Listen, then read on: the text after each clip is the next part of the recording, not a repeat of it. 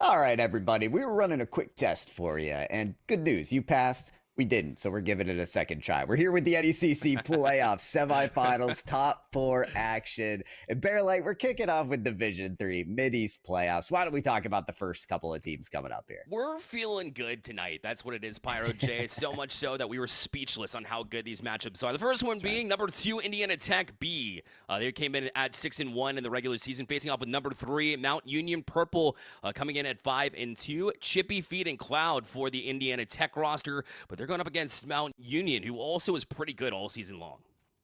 Yeah, both teams featuring 4 wins during the regular season. Mount Union Purple an extra loss, but or I'm sorry, that is 6-1 for Indiana Tech and 5-2 for Mount Union. I was checking out their performance in the first round of playoffs, in which obviously they both won. They get here in the top 4, so really stellar results from the regular season through the quarterfinals and now in the top 4. And this is where things get interesting, Bear Light. This is where it's not David versus Goliath. This is 2 Titans clashing. That's right. Anytime you get a number 2 versus number 3 matchup here in NECC, they do such a great job seeding here at the NECC that you love to see the battle all season long. Now, they come from 2 different sides of this Mid-East regional of Division 3, so that means that we've yet to see, these 2 teams go up against one another. But Indiana Tech, again, with a 4-1 performance against Alvernia Gold. Mount Union Purple coming in with a 4-2 victory over Illini Blue in the first round, so Indiana Tech just maybe a slight edge both in the seeding and the way they performed in the first match. Now, that granted, number 2 obviously gets a little bit of an easier matchup in the first round, so maybe it's attributed to that. Either way, we've got great Rocket League here for you tonight.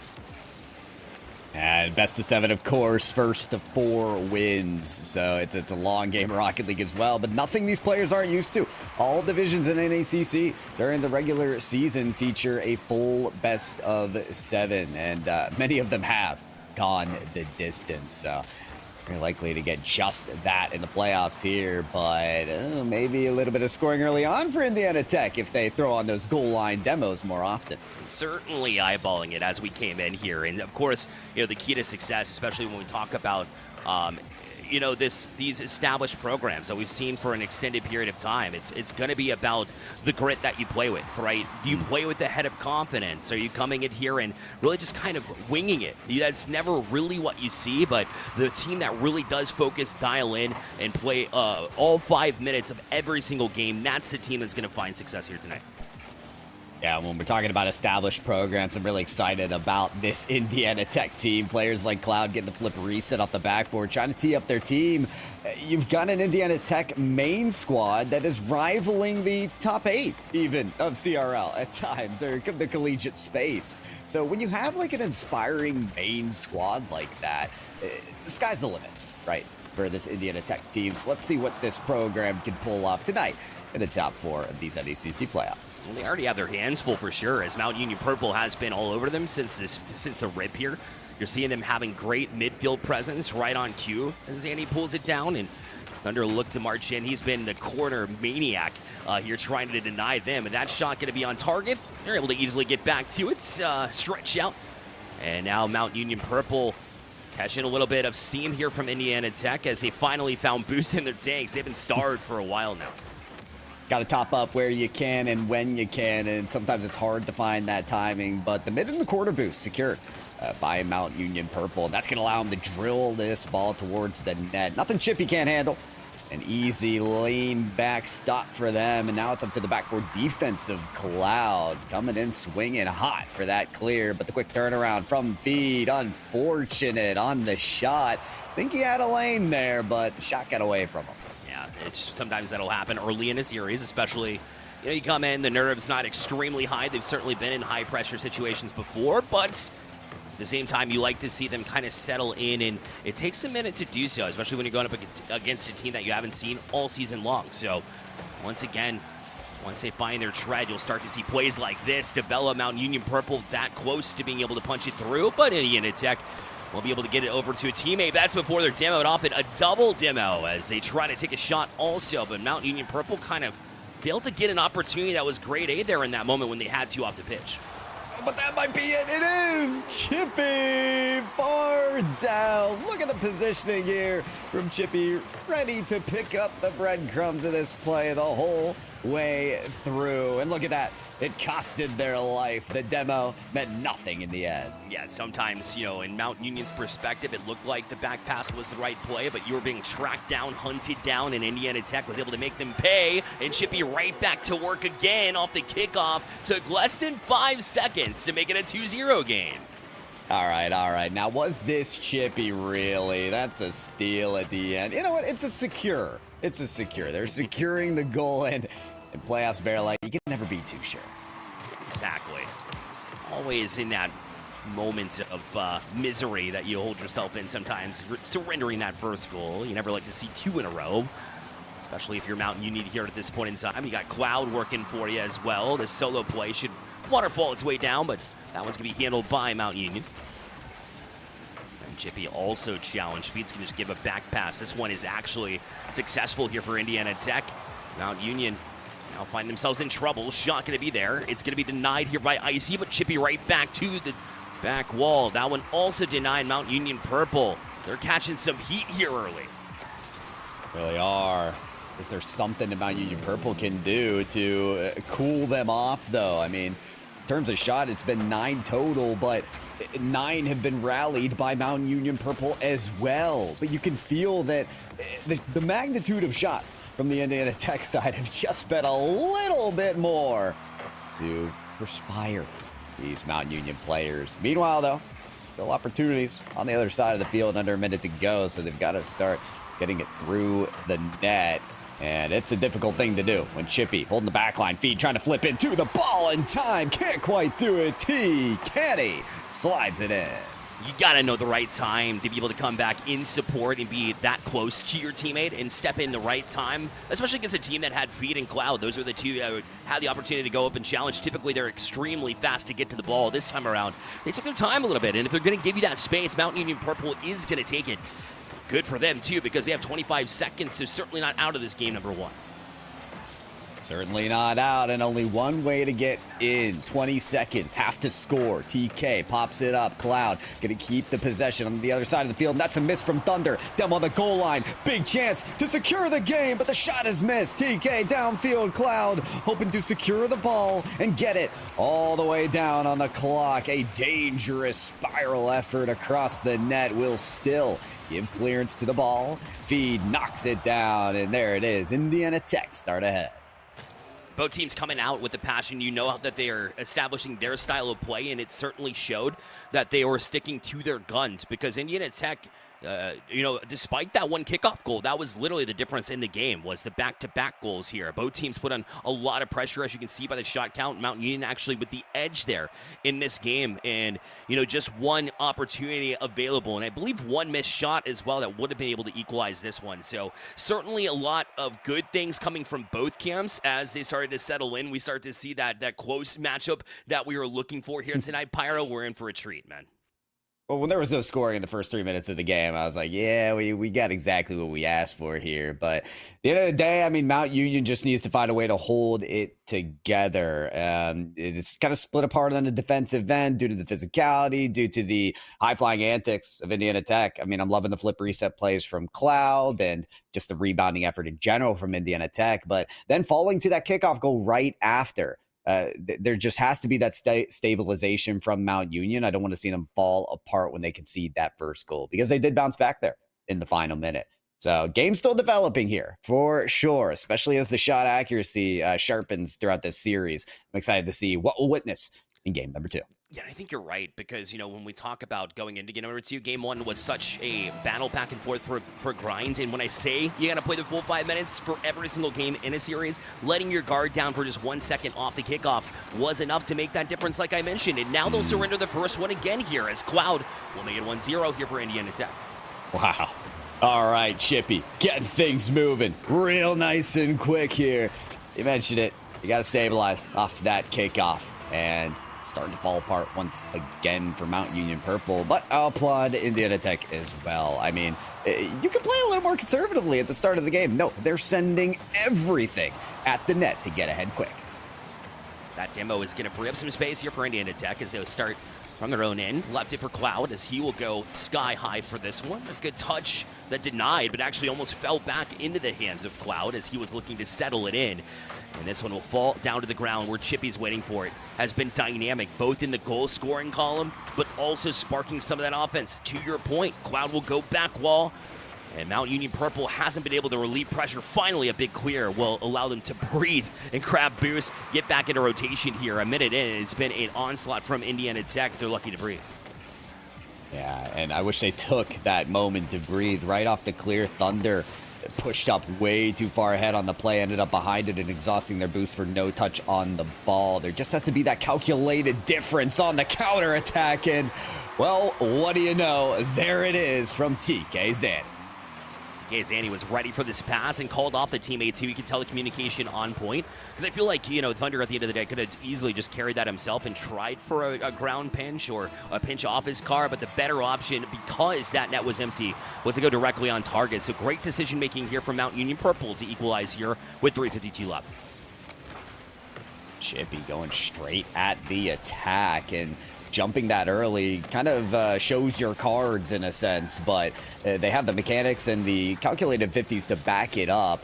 Just love this aggression that we have seen out of Indiana Tech B. It's unrelenting, but it does mean you can overexert yourself at times, and another counterattack chance rears its ugly head against Indiana Tech B. This time, though, they're able to save the day for a moment there. Patience from Cloud to avoid the bump. Chippy now on the backboard, but bumped away. Calls in Cloud to help on the effort. I just love what Chippy's been able to do here early. Just, defensively always there, right, positionally, and then creating offensive chances as well. Certainly been the most balanced player here. Now Union Purple now find themselves on the backtrack here as Indiana Tech is able to clear as well. And those are the big moments that really do matter here at the end of the day. Demo from Icy. Thunder pulls it down too. Not able to get past Cloud, only able to march to midfield because Cloud right back on it here for Indiana Tech.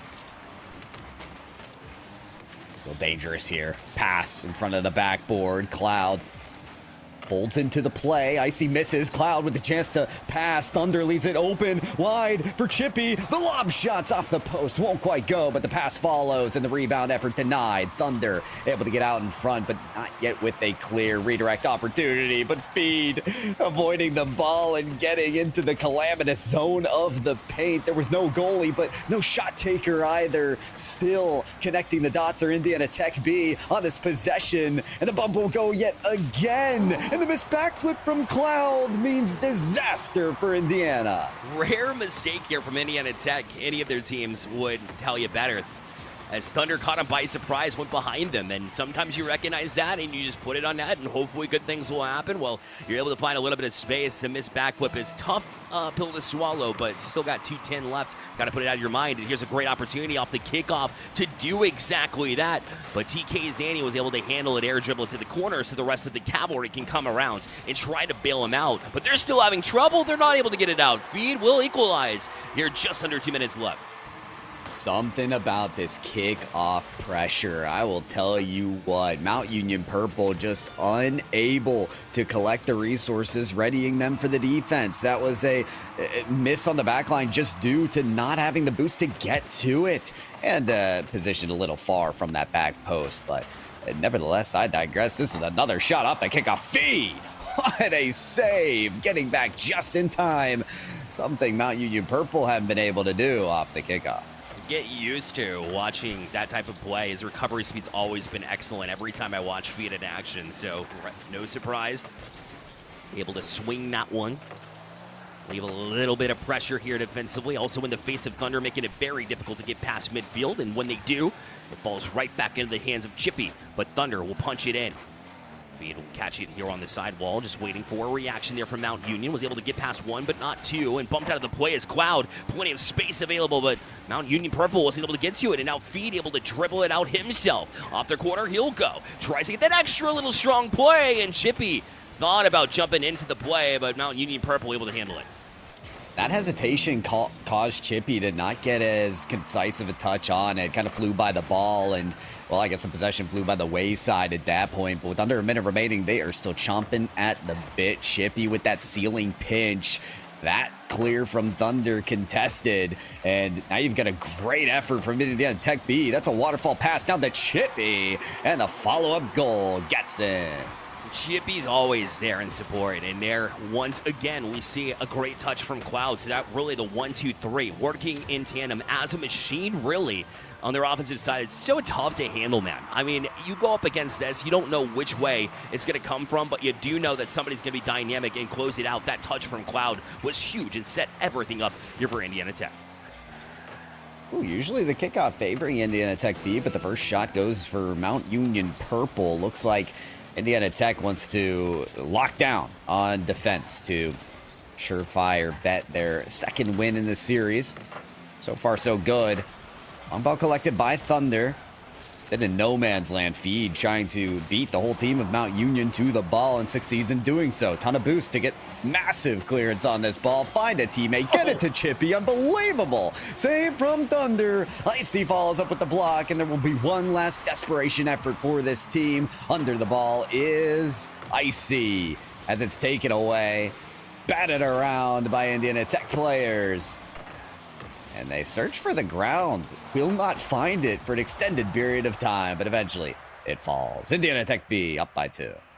Yeah, they just, held off more than anything else. Mount Union Purple, but did, again, at the end, they were the ones that kind of were able to create their own luck deep into this game. They took the lead late, and just over 30 seconds left, and it's because of the balanced scoreboard that you're talking about. You thought I was just making things up, maybe, but I was not. This is such a balanced breakfast to go up against. It's difficult to do, and Cloud, a big difference maker, everybody getting involved. And I think from Mount Union's perspective, it'll take and require the same thing. Everybody was still pretty good. You saw Icy come up in big defensive moments, but still not the shot count that we saw earlier in the series in game number 1, so it might have been the difference maker here. You find yourself down in an early 2-0, but at the end of the day, I mean, I'm still not concerned. I'm not tossing any red flags up. There's been nothing concerning from this team other than just letting their guard down for just a moment. It happened in game 1 and again here in game number 2, Pyro. That's right. Yeah, Mount Union Purple, their shot count doesn't bother me too much for the select reason as their strategy to me is bend, don't break. Two of their goals came from counterattacks. Play defense, don't break, get the counterattack goal because you have a very aggressive Indiana Tech team who is throwing shot, rebound, overexerting themselves again and again and scoring for it. But when they don't, they are late on the recovery. So if the defense holds for Mount Union Purple, they will find more counterattack goals. They need that, and they need to not concede the kickoffs as well. Bearlight 2. Those first 2 goals from Indiana Tech were off of kickoff pressure. So far, so good. Mount Union as we're zeroed out after the first 20 seconds. Yeah, I think the only real glaring issue, right, is off the kickoffs is something you certainly want to be able to clean up, too. And as long as Chippy and Feed don't have that recovery speed we've known to love there defensively, then maybe that counterattack will be effective, but maybe just as simple as taking them out of the play to you with a bump instead of a demo. You know, that way they're not respawning back whenever they do play aggressively. But look at that touch from Feed. He's hungry for one early here, Pyro. He is. You might as well be with an aim like that, ready to feast. But, oh, for their matter, they'll have to get to the table another time. Ooh, that's a dangerous one there from Icy. Feed nearly collected another. But it goes across the width of the field. Now we're just batting it away. Midfield ball up for grabs. Icy loses the 50. Thunder in search of TK. It's right over their head. The more chances that Feed gets on these opportunities from midfield or off the backboard, the worse it's going to get for Mount Union Purple. Because when I saw that double tap get as close as it was, you know they are at the brink of excellence. Yeah, it seems like they're always just an inch away from breaking through at any given moment, especially if you let your guard down and miss. Is that missed touch there from Mount Union led to an opportunity. Climb back on it, not any boost, but he did steal the 100 in the corner, but not able to utilize anything. Well, I take that back. Gets a demo, but Feeds all the way back. And now we'll have to kind of play it from there. Does have some space to work with, enough boost in the tank to do something, but not enough to press into the boxes. Thunder was sitting there waiting, and Mount Union Purple now have their opportunity as they'll step on the gas pedal. But guess who's there? As always, Chippy in the right place, right time. How many times have I said that in just the last few games? Yeah, we need a man-on-man, car-on-car defense against Chippy. Get him out of the way. If you're Mount Union Purple, just the everlasting nuisance on that team that they cannot get rid of. End-to-end plays being dominantly done by Chippy to keep this stronghold together for Indiana Tech B. Loose ball, though, as that strong grip is loosening just a bit. Centered ball from Mount Union Purple will not be taken up. Nice 50 out of Chippy. That will relay the ball across to the other corner that Feed is chasing. Sort of a back pass out to Cloud that just won't connect. And just like that, we're down the other way. Reflections of game 1 here in game number 3. Lots and lots of defense. And whoever breaks through first has ultimately the best chance. Under again. Gonna find a little bit of support there. It came later than usual here from Mount Union Purple. As now they will turn on this one. Now Thunder's got him. Great tracking as well and shadowing there from TK Zanny, but he's gonna be beat to it. Nobody back here as Cloud has to leave it for Feed now. What a defensive effort from Thunder. Indiana Tech had a grand opportunity there, but it just kind of fell away.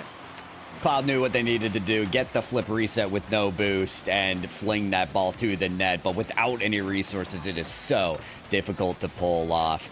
The lead blocker could have taken out that last defender, but you saw Thunder was just a little better on the play. Talk about one last defender, it's Chippy that time around, and you can be just as sure that they'll save it as well. You mentioned a lot of defense. We're continuing to see it now with just 1 minute remaining. And when goals are coming at a premium, you really want to be able to create your chances, but also lock down defensively. And right now, Mount Union, a little bit of panic setting in. They're going east to west, and it is Indiana Tech really forcing their hands, making them do it. As that's another demo here, and you got to be frustrated if you're Mount Union Purple. You don't want to be, obviously, as you don't play as well when that is the case. You don't want to tilt. But they've got a grand opportunity here. Shot taken, but Cloud able to circle around, and even without boost, play it well there defensively yet again. This may be the most important 30 seconds of Mount Union play. If they do score here, they will not have to reverse sweep a best of 7 in the semifinal. Something so impossible to do, but they might be forced to do it. What a tee off from Feed to the team. Cloud, too nearsighted on the shot. Follow-up is saved. Thunder saves it again. 10 seconds remaining. Mount Union playing survival. Loose ball, not taken by Cloud. TK around the corner, just gets up with the block. No fuel to assist, but they still manage for the stop again. Off of the corner, Indiana Tech could close it right here, right now. Around the ring they go, pass to center field, cleared again by TK, and Mount Union Purple with one last chance, one last opportunity. The ball refuses to die, but OT, well, it was always coming around. Man, it felt like the bend but don't break was broken. Look at this chance off the fade, and overtime winner for Feed as Indiana Tech get it done yet again. We'll go up 3-0 in this series. Number 4, maybe number 5 in terms of kickoff goals for Indiana Tech B. The best thing that they could do was, if they didn't score on the first kickoff, score on the second. They waited 5 minutes to get there and secure the win for it. And then now, you know, Bear Light, this puts Mount Union in a very difficult position because they did so well to hold the line, right? To reduce the goal scoring of Indiana Tech B to 0 during regulation. But now you've got to win 4 in a row just for a chance at that championship game.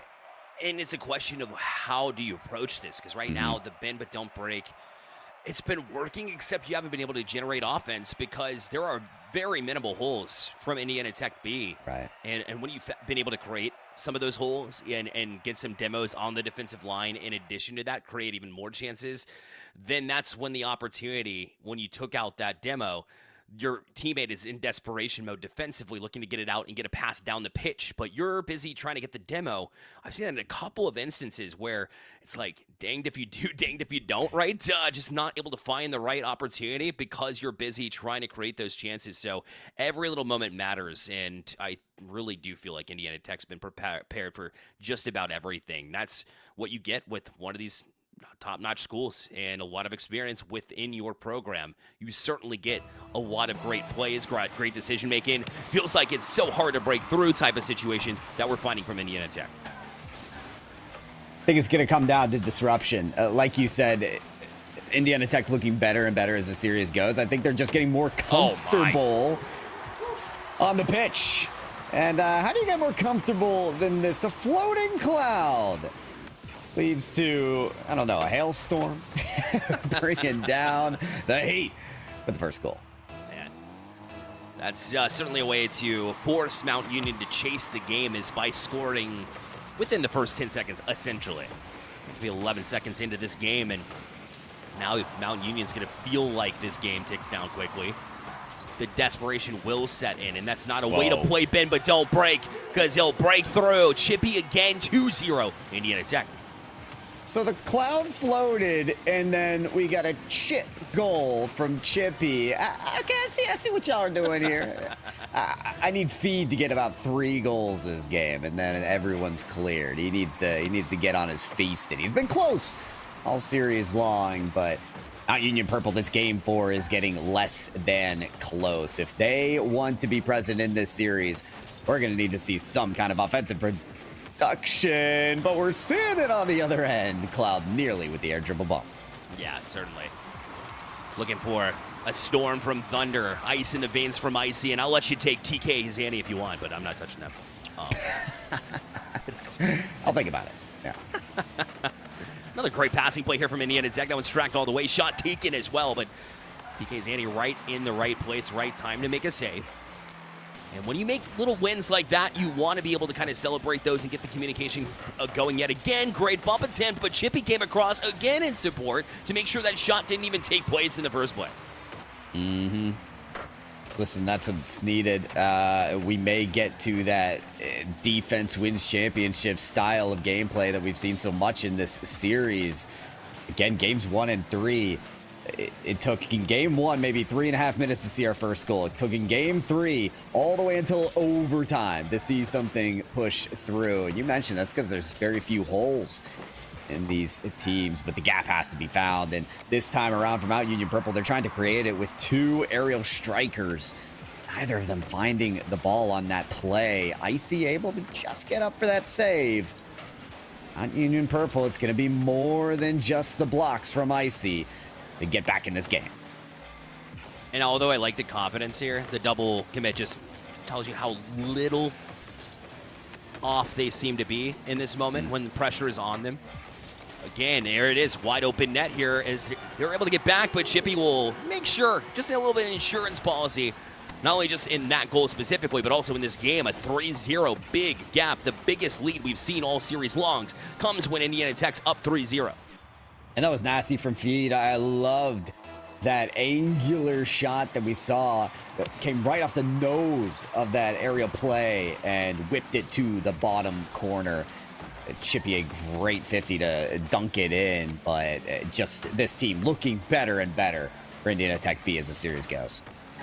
Mount Union Purple again, maybe just a metaphor for what we've seen was them going up for that ball and just missing short, and Chippy will tap this one in too. So Indiana Tech B looks like they're walking away with this one for sure. Mount Union Purple just haven't had an answer, and that'll happen, you know, especially when you're in a situation. You talked about it, I've talked about it, bend but don't break, and finally the floodgates open when you're not able to win those close wins. That's when you start to get frustrated, and when you start to get frustrated against a team as prestigious as Indiana Tech B is, that's when things really start to fall apart. And I feel like that's what we're witnessing here right now, Pyro. Yeah. Listen, this series was on a balancing beam for a few games here, and it was going to come down to bend or break, and you've got to credit Indiana Tech B on a great strategy. These guys do not let up.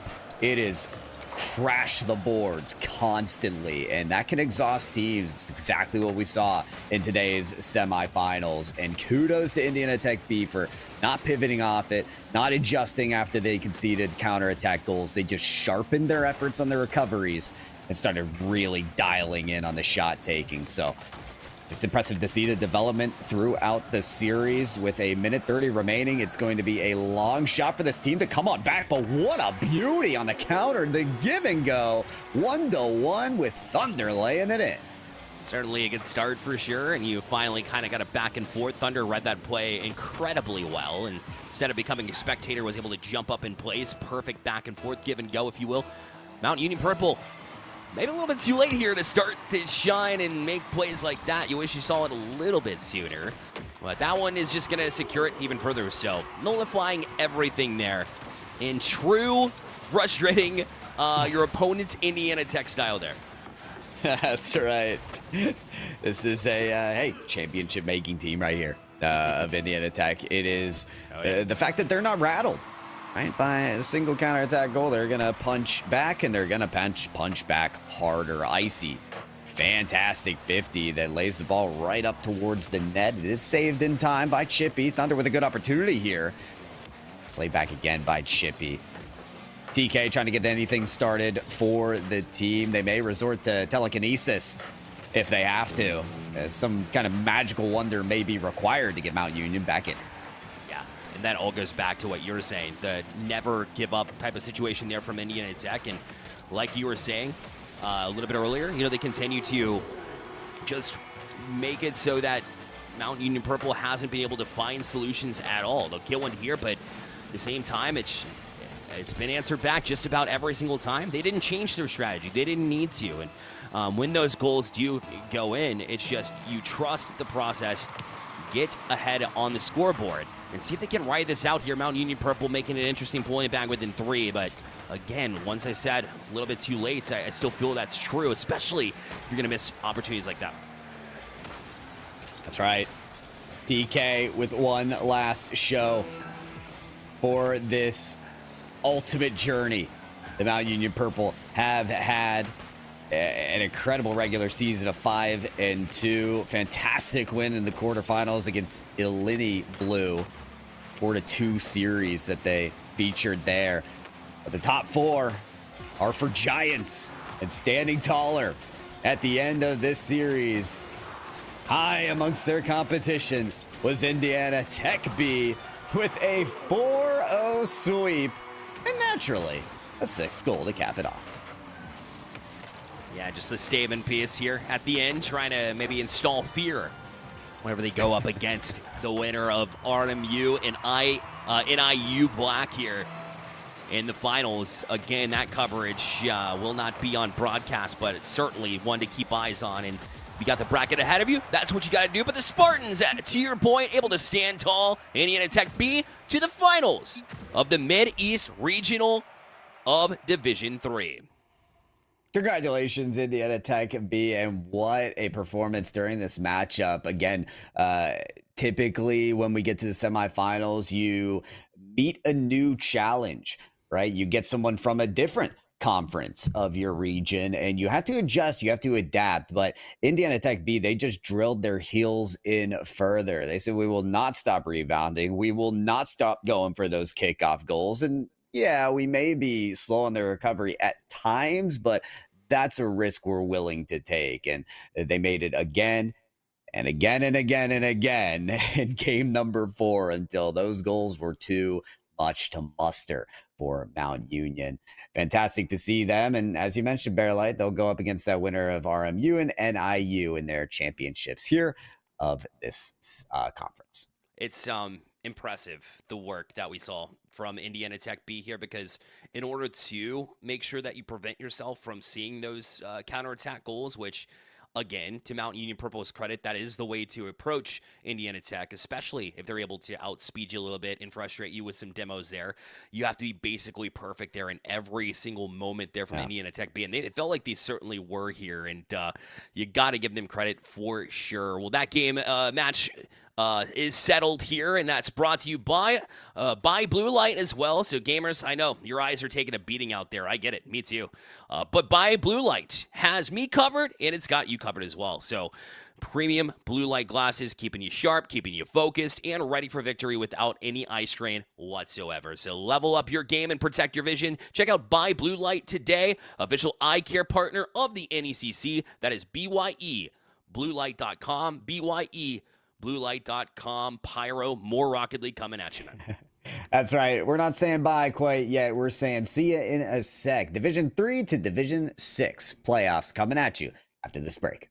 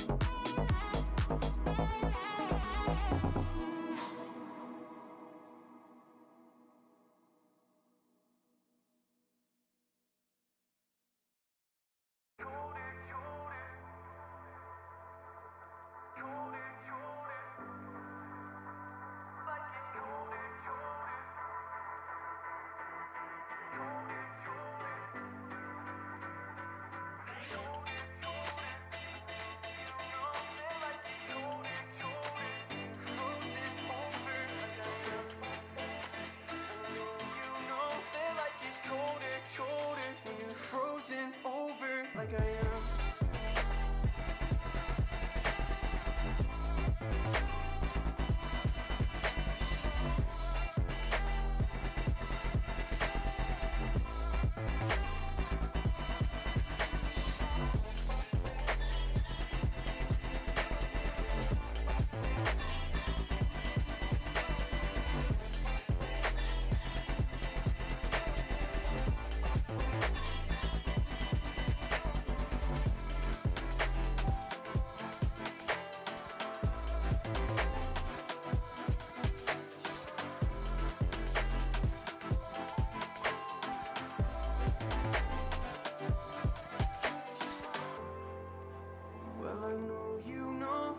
It's colder, colder when I'm older, older than I am. And I know you know that I have lost composure, but I'll hold you closer while I can. I never told you that I'm slightly broken, that I might lose focus when I am. I know you know that life gets colder, colder when you're frozen over like I am.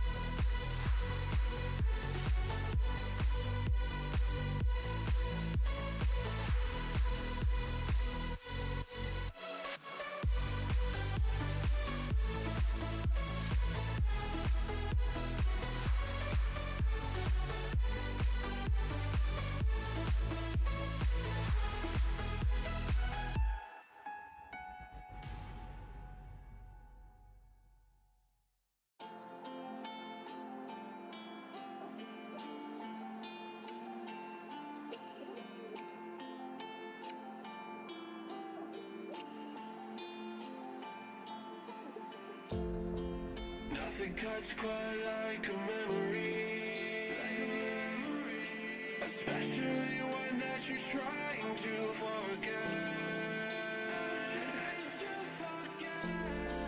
But I can't find the energy to rewind and reset.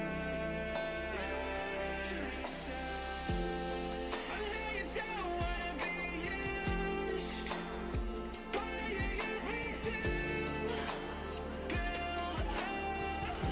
You build up to break me down. How does it feel? How does it feel to knock me around? I won't make a sound. I won't make a sound until I hit the ground. I won't make a sound. So don't shoot me down. Alright, we're not broken. We're just getting off the ground. Afraid of lost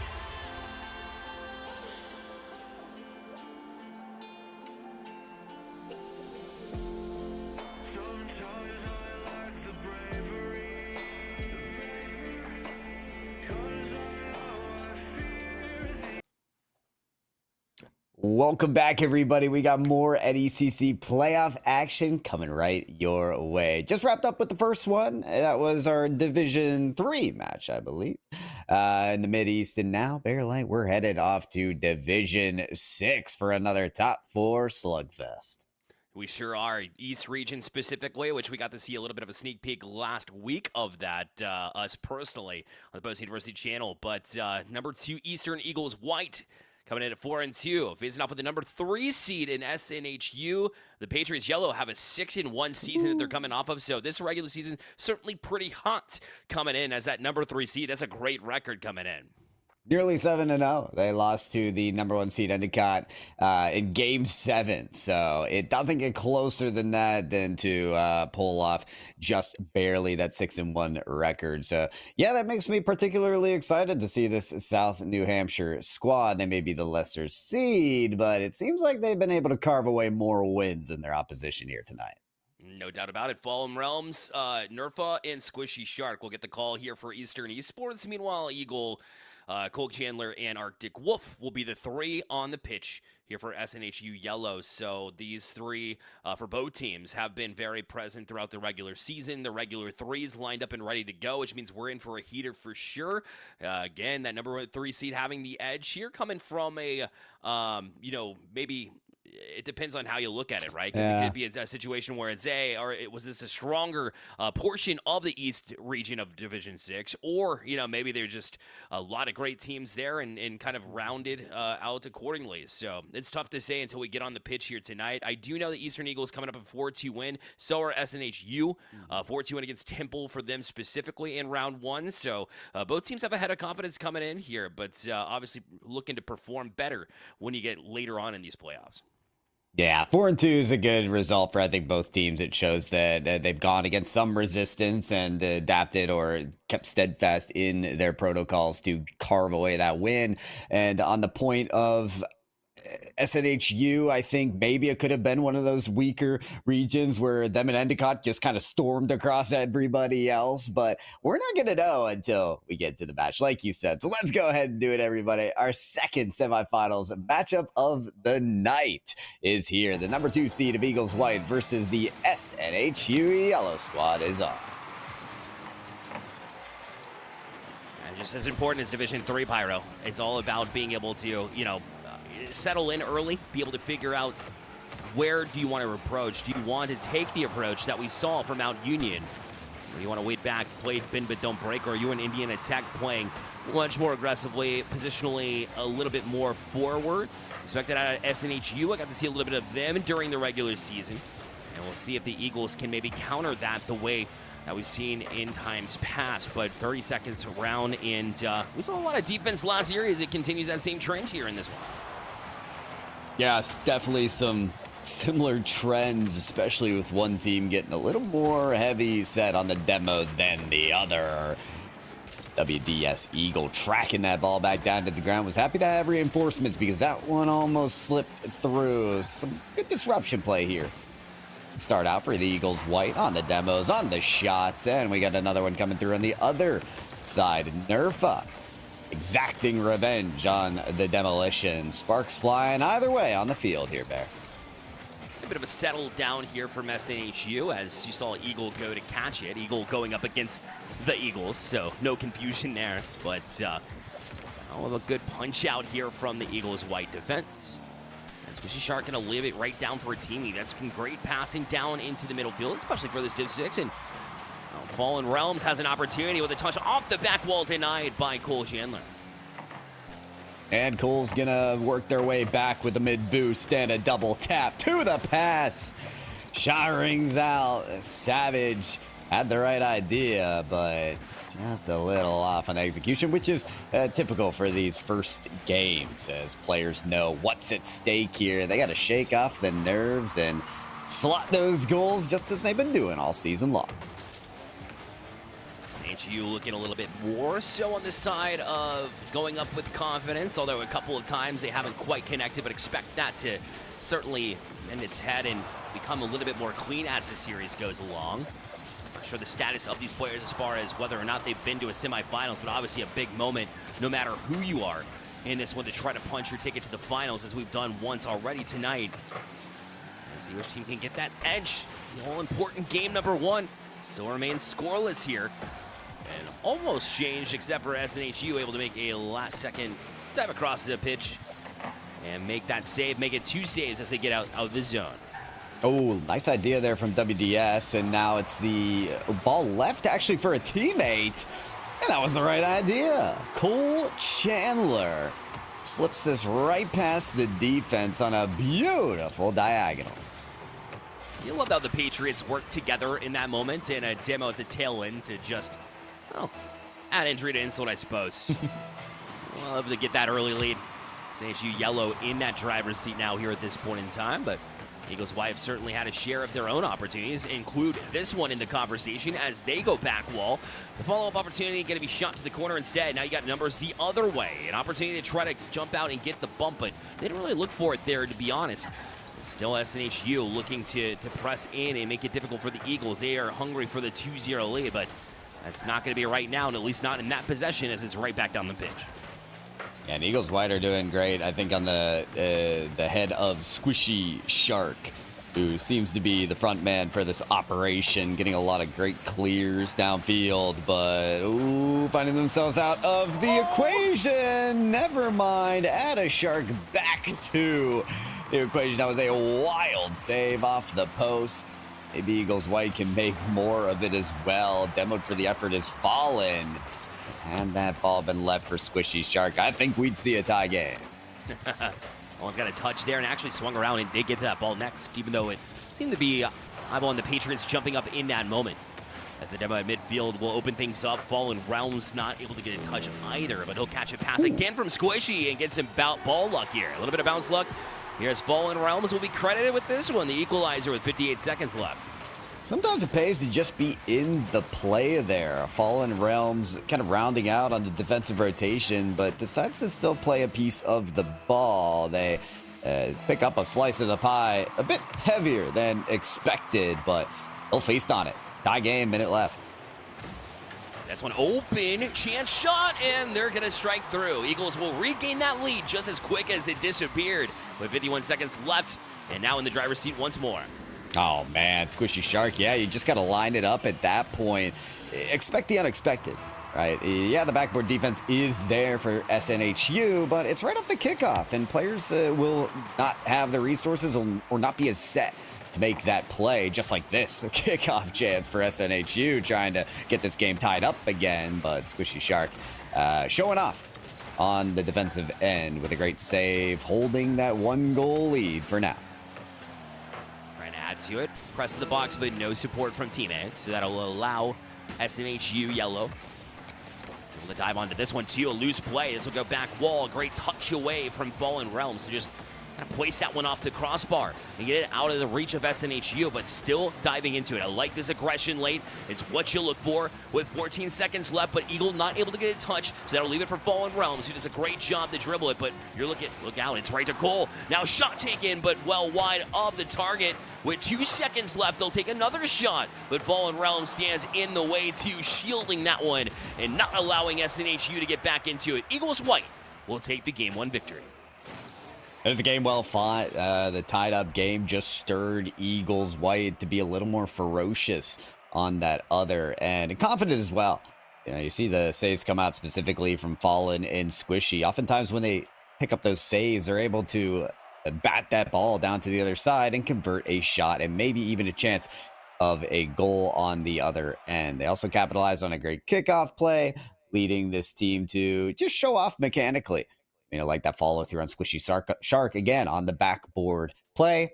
Read it perfectly, dialed in. I think that's going to be the case for this matchup, Barrelite, is who's dialed in on the shot taking, because we saw great potential out of SNHU. I mean, the power of the dominance from WDS Eagle. We see that the shots just get ripped, but at a certain point, they just got to be on target between the posts, under the crossbar.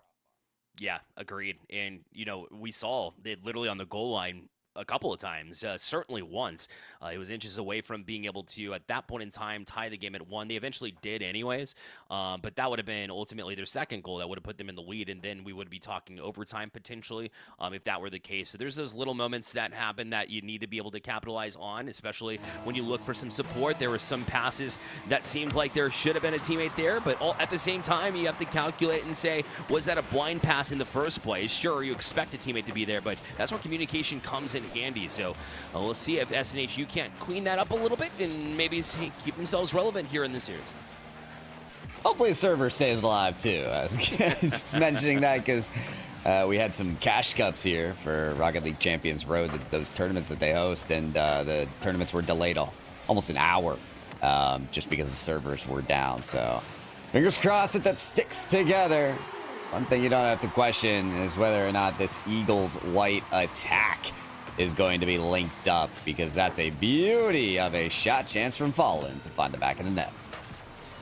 Just all about forcing Cole Chandler into a spot that they don't necessarily want to be in. I thought they handled it as well as they could, especially with the position that they had to be able to get up in the air and challenge early, not let them get that shot up, but it served as a pass when the rest of the team was prepared and the rest of the defense on the other side was, well, quite frankly not. This is a good chance for an answer, but it rings off that crossbar, and unfortunately for SNHU, another opportunity that's extremely close that doesn't go. I think they're getting closer. You know what? I see that as progress. That wasn't barring out. That was barring nearly in. So just a couple more pixels, and you've got yourself some bangers of goals. South New Hampshire. Savage Slasher, who to me sounds more menacing than Squishy Shark, but hasn't had the same kind of output. He's looking to progress this ball further and get this team of SNHU back on the ball. And Cole Chandler's been really the brains of the operation and really been where he needs to be at all times. The challenges are good, whether it's midfield, as I pointed out a little bit earlier, or being able to step up in the place to challenge when needed on the opposite side of the ball. It's really being able to create odd number of chances that they're looking for right now, right on cue, able to get right back to it. But Squishy Shark, another time that we're calling his name again. And Urka tries to get up here, does get a touch. It'll be backwards. No support either. Grand opportunity, but it'll be through the box and out. I can appreciate SNHU just being in the right place the right time. That was a near shot from WDS. And before that, you called out Cole Chandler, who, again, used all their boosts just to be in position for that shot. And, well, Right place, right time, certainly, for the Eagle who spread their wings to fly in for that equalizer. Eagle on Eagle crime right there. I mean, that was perfectly placed. Top cheese, upper 90, far side. Fantastic work from Eagle there. I love that. SNHU finally finding some life. And he figured at some point in time that dominance would come through. The Gold Chandlers right back up to challenging the back wall. And the touch from Fallen Realms made it incredibly dangerous as it went into the goal box, but no harm done, at least not now, but it's still looking dangerous. Another opportunity punches through, but Nefra is able to get it over to the corner here, and Fallen Realms should be able to clear. That shot reminded me of just a bad option for a quarterback in football and throwing it into coverage. 3 defenders lined up there on Eagles White, which you don't want to see the defense clustered up, but maybe in that position it was helpful for them. Nevertheless, Eagles White, after that stop, they've managed to gather possession. WDS Eagle getting rid of it all the way that they can. Fallen Realms around the corner. There's a team bump. Cole Chandler trying to recover here and will rotate around their teammate of WDS, who once again lies in for the clear. We just can't get unglued this right side of the stage until the pass finally comes center. Demolition there from Cole Chandler as he picked up a demo. But not a goal, not yet. But they're still on it as well. That back pass will be handled by Eagle as well. And that's what you like to do, because Cole Chandler, you know, you have your support behind you. You know that you're the next one in. The second man dives in when they exactly need it, because even if you don't get that goal there, when you dive in, you're not surrendering defensive opportunities, but also, you know, you get a demo in the process, and that allowed them to really stay put as you have to wait for your teammate, if you're the Eagles, for him to respawn. So I like that ability of being, you know, just no hesitation attitude. It certainly pays off, but look out. Opportunity, and Eagles will regain their lead here, 2-1. This was happening at a certain point in time. It was inevitable to me. Nerfa locking in for that shot. Fallen following up by kicking Eagle to the curb. A little bit of revenge tactics there to push away their opposition. Eagles White in position to extend their lead in the series to 2-0, but that's going to require them to keep SNHU out of their harm's way. So far, so good. Squishy Shark angles it towards the net. That's a low lob that's taken care of by Savage Slasher. And look at him try to get rid of it. No boost, but the front flip into the ball. Gets some momentum along with the upward passing mobility of SNHU. Pretty nice connection. Almost good for the goal. Ooh. This one surely is. Cole Chandler with the scoop and score. Ready for the Bear Light special, the doink on this one. Just found it and actually got a flip in there too, and that's what propelled it. Got so much velocity. I was wondering why. And that's why able to flip into it with the top side of the car. I was like, did that go off the corner? Because that had some zip. And, well, that's a great answer from SNHU. Get some pace on it. Get some life in the comms. That's right. That's right. There's life all right. They're screeching at this point. SNHU yellow. They can't be stopped. Oh, I just realized the American flag for the Patriots. Fantastic. There it is. Yeah. So 3-2 now, SNHU. Very quick goals, less than 20 seconds apart. They've secured the lead, a great way to answer back and perhaps not allow them to get right back to it. That was a grand opportunity to secure this game number 2. They weren't able to quite find it, and with 20 seconds left, Squishy looking for any kind of support, but it's right back at you. The Patriots have been great in that way. Got to be careful not to overextend here. That was a close one for Eagles White as they managed to wipe sweat off their brow and now try to move it upfield. Back pass to Nerfa, won't connect, but Fallen, you've got boost, you've got ball. Cole Chandler was the antidote, though. Spiked that ball away and put the game to bed. SNHU yellow with the tied-up series. Stick with your game plan. Trust the process until the very end. There's nothing that they really truly adjusted mid-game, in my opinion. I think Cole Chandler was a big part of that by being positionally sound and continuously putting on pressure. And, you know, You get that many shots on, eventually something will break through. It was a very defensive, scrappy battle for the first 3.5 minutes there until finally some goals started to go and flow. And SNHU, they certainly needed to be able to get that equalizer 2-2 to punch through and really find the momentum and confidence they need in the series, because other than that, it has been very much almost exclusively the Eastern Eagles finding goals, just because goals hadn't come they were coming as a premium in game number 1. Different story in game 2. If it continues that same trend, SNHU, they're going to look to show why they might have an advantage in that type of game. Yeah, there's momentum to roll off of here, and I think it's especially coming off the back of Cole Chandler, someone we've been mentioning a lot, someone who has not shied away from the demos, but was 2 for 5 shots. That's 5 of the team 8, I believe. So a lot of forward-thinking approaching from Cole Chandler, just in the terms of getting that progression on the attack side. So you continue to crash the boards, you continue to rebound and to get those shots to go. SNHU Yellow may have a bright future in this series. All it takes is one little bit of life, as long as the rest of the team buys into that message and continues to play well. That's what you look for. And right now you're seeing an open backside, but Nerfo was able to get back to it in time. Squishy Shark can't get that touch, though. So Nerfa, who disappeared a little bit, I'll be honest, in game number 1, was able to make a couple big saves here and allow Fallen Realms to get around. You love to see him come into life and trying to get the full balance of the Eagles white team that we've come to know and love. I think Fallen Realms is like a rock for this defense of Eagles white right now. I've seen some awesome saves from this player. Those quick aerials, not really frequent in this Division 6, but on the goal line has made some stellar moves. So going to continue to look at Fallen to help out Nerfa there on the defensive side. At the moment, though, they have the chance to work it the other way. Nice shot out of Fallen. It rains high for the pass to Squishy Shark, and there you go. Eagles white back with their lead. And again, it's all about communication. Squishy Shark very easily could have fallen into the trap of, hey, third person back. I need to make sure that I have it locked down on the backside here, but you got to understand the circumstances as well. Being able to turn there, especially when you have a couple of boost packs that you can pick up in the midfield. I like that decision-making to stay in the play. It can be risky unless you find the right time, and Squishy Shark found the exact right time to punch through. Great timing there, and WDS Eagle kind of with the same idea there. Get in the face of your opposition at the right moment. Would have been a great shot there, but just a misjudgment on the aerial. Momentary 2v2 here. A couple of demos on the board. Ends up not favoring the offense. SNHU have to try again. Get back to the drawing board. Get that game plan working yet again. It's going to have to start from their own end. BDS Eagle has been fantastic on these aerials and nearly goes coast to coast, forcing Squishy Shark to make that block and put it right in the breadbasket of Chandler.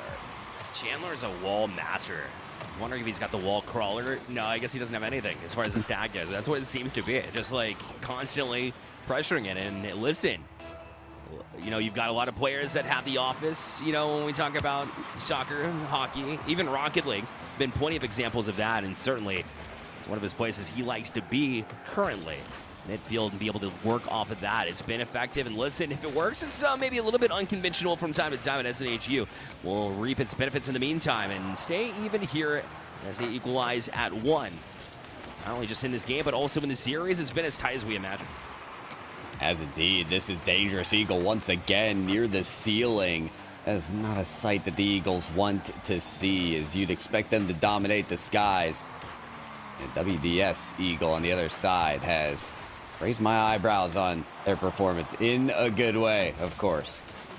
See how they can do on defense, though. That is Eagle on the ball. Countered away. Cole Chandler leading up as that blocker to try and inspire the SNHU team ahead. I like the confidence, but you gotta make sure the saves are made too. Savage gets in front of him.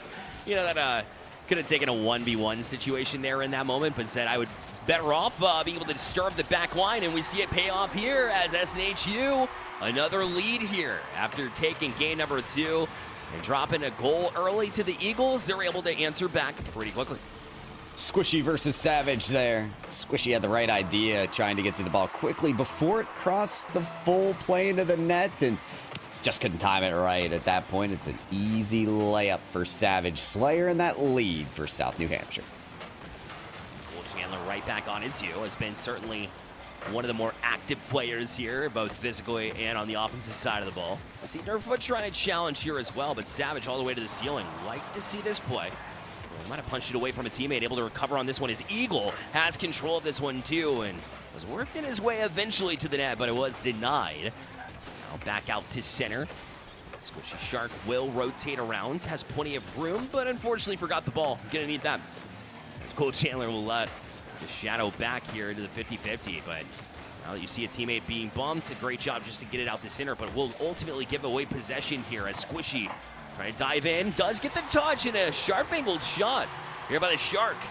And Eagle White will get that right back here and equalize with a minute 11 left. Sometimes the scenic route is the better taken, as Squishy Shark had to put it around the net to get past the defenders. Just came down to whether you can get that sharp angle you mentioned, and Shark said yes. 2-2. These teams know how to be tied in this final minute. Last time it was Eagles White to have that clutch factor in that late goal. See if they can do it again. Squishy Shark demoed more of that physicality here under a minute in game number 3. And Squishy Shark going to try to punch it. Utilize that back wall again, as we've seen pretty frequently, but that one's going to be denied here in this moment. And Eagle with the 100 boost in hand will take a shot, but Squishy Shark able to fight it off. Cole Chandler right back in their place. This will be off back wall, but a great read once more. You call them out as a great defender, and Fallen Realms will strike again. That's right, and has been a great playmaker today as well, so maybe keep an eye on Fallen to tee up that final shot from the Eagles White. Instead, it's handed off to Fallen. It dips it off to WDS. Makes their mark on that play. 10 seconds to go in regulation before we maybe get to OT, but Savage Slasher wants to end it right here. Skies up for the shot. It's blocked away well by the defense of the Eagles. One final tall touch meets a 50 at the center of the field to give us extra time. And how appropriate with how close it's been. 1-1 series, 2-2 in this game. Overtime is just a mid. Right at midfield, let's both hit it at the same time and kill it down to the ground. It's literally a metaphor for what we've seen in this series. It's been that close, been that back and forth as well. Great job in support here. Eagle actually got a demo, set out free, up a little something. Savage Slasher tries to get back wall, but Cole Chandler, I believe, was out for a demo or a bump, but didn't have ball cam on, so made it a little bit more difficult to be able to challenge it here. But right back to it are the Eagles. Will fall down from the ceiling. This one across, dangerous if Eagle can't touch it. Well, luckily for them, Squishy Shark a little bit farther back than we're used to seeing him. So maybe playing a little bit conservatively here in this overtime, as SNHU just going to punch it out to midfield. Yeah, well, it opposes his teammate Nerfa, who earlier in extra time was getting a demolition on the last man of SNHU. So they're maybe just trying to cover all their bases on the field, and oh, Cole Chandler almost let that goal burn hot. Fiery chance near the goal line. A second try from Savage Slasher leaves this ball high and wide.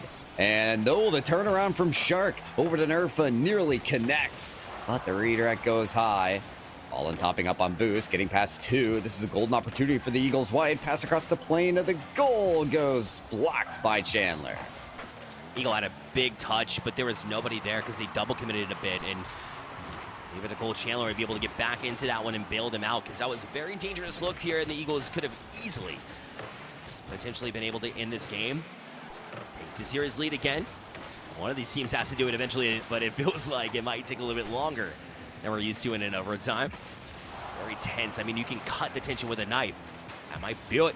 You got a demo out in front. Good read from Nerfa. Shuts down 2 now with a double commit. But it looks like the Eagles White were out of boost. They weren't able to get to the counterattack like they wanted there. I don't know if Squishy Shark's got something sharp out again to try and get that angle, or if it's just gonna be Nerfa to put it away. Leading into the block play from Fallen, the disruption proves successful to carve that lane for Nerfa.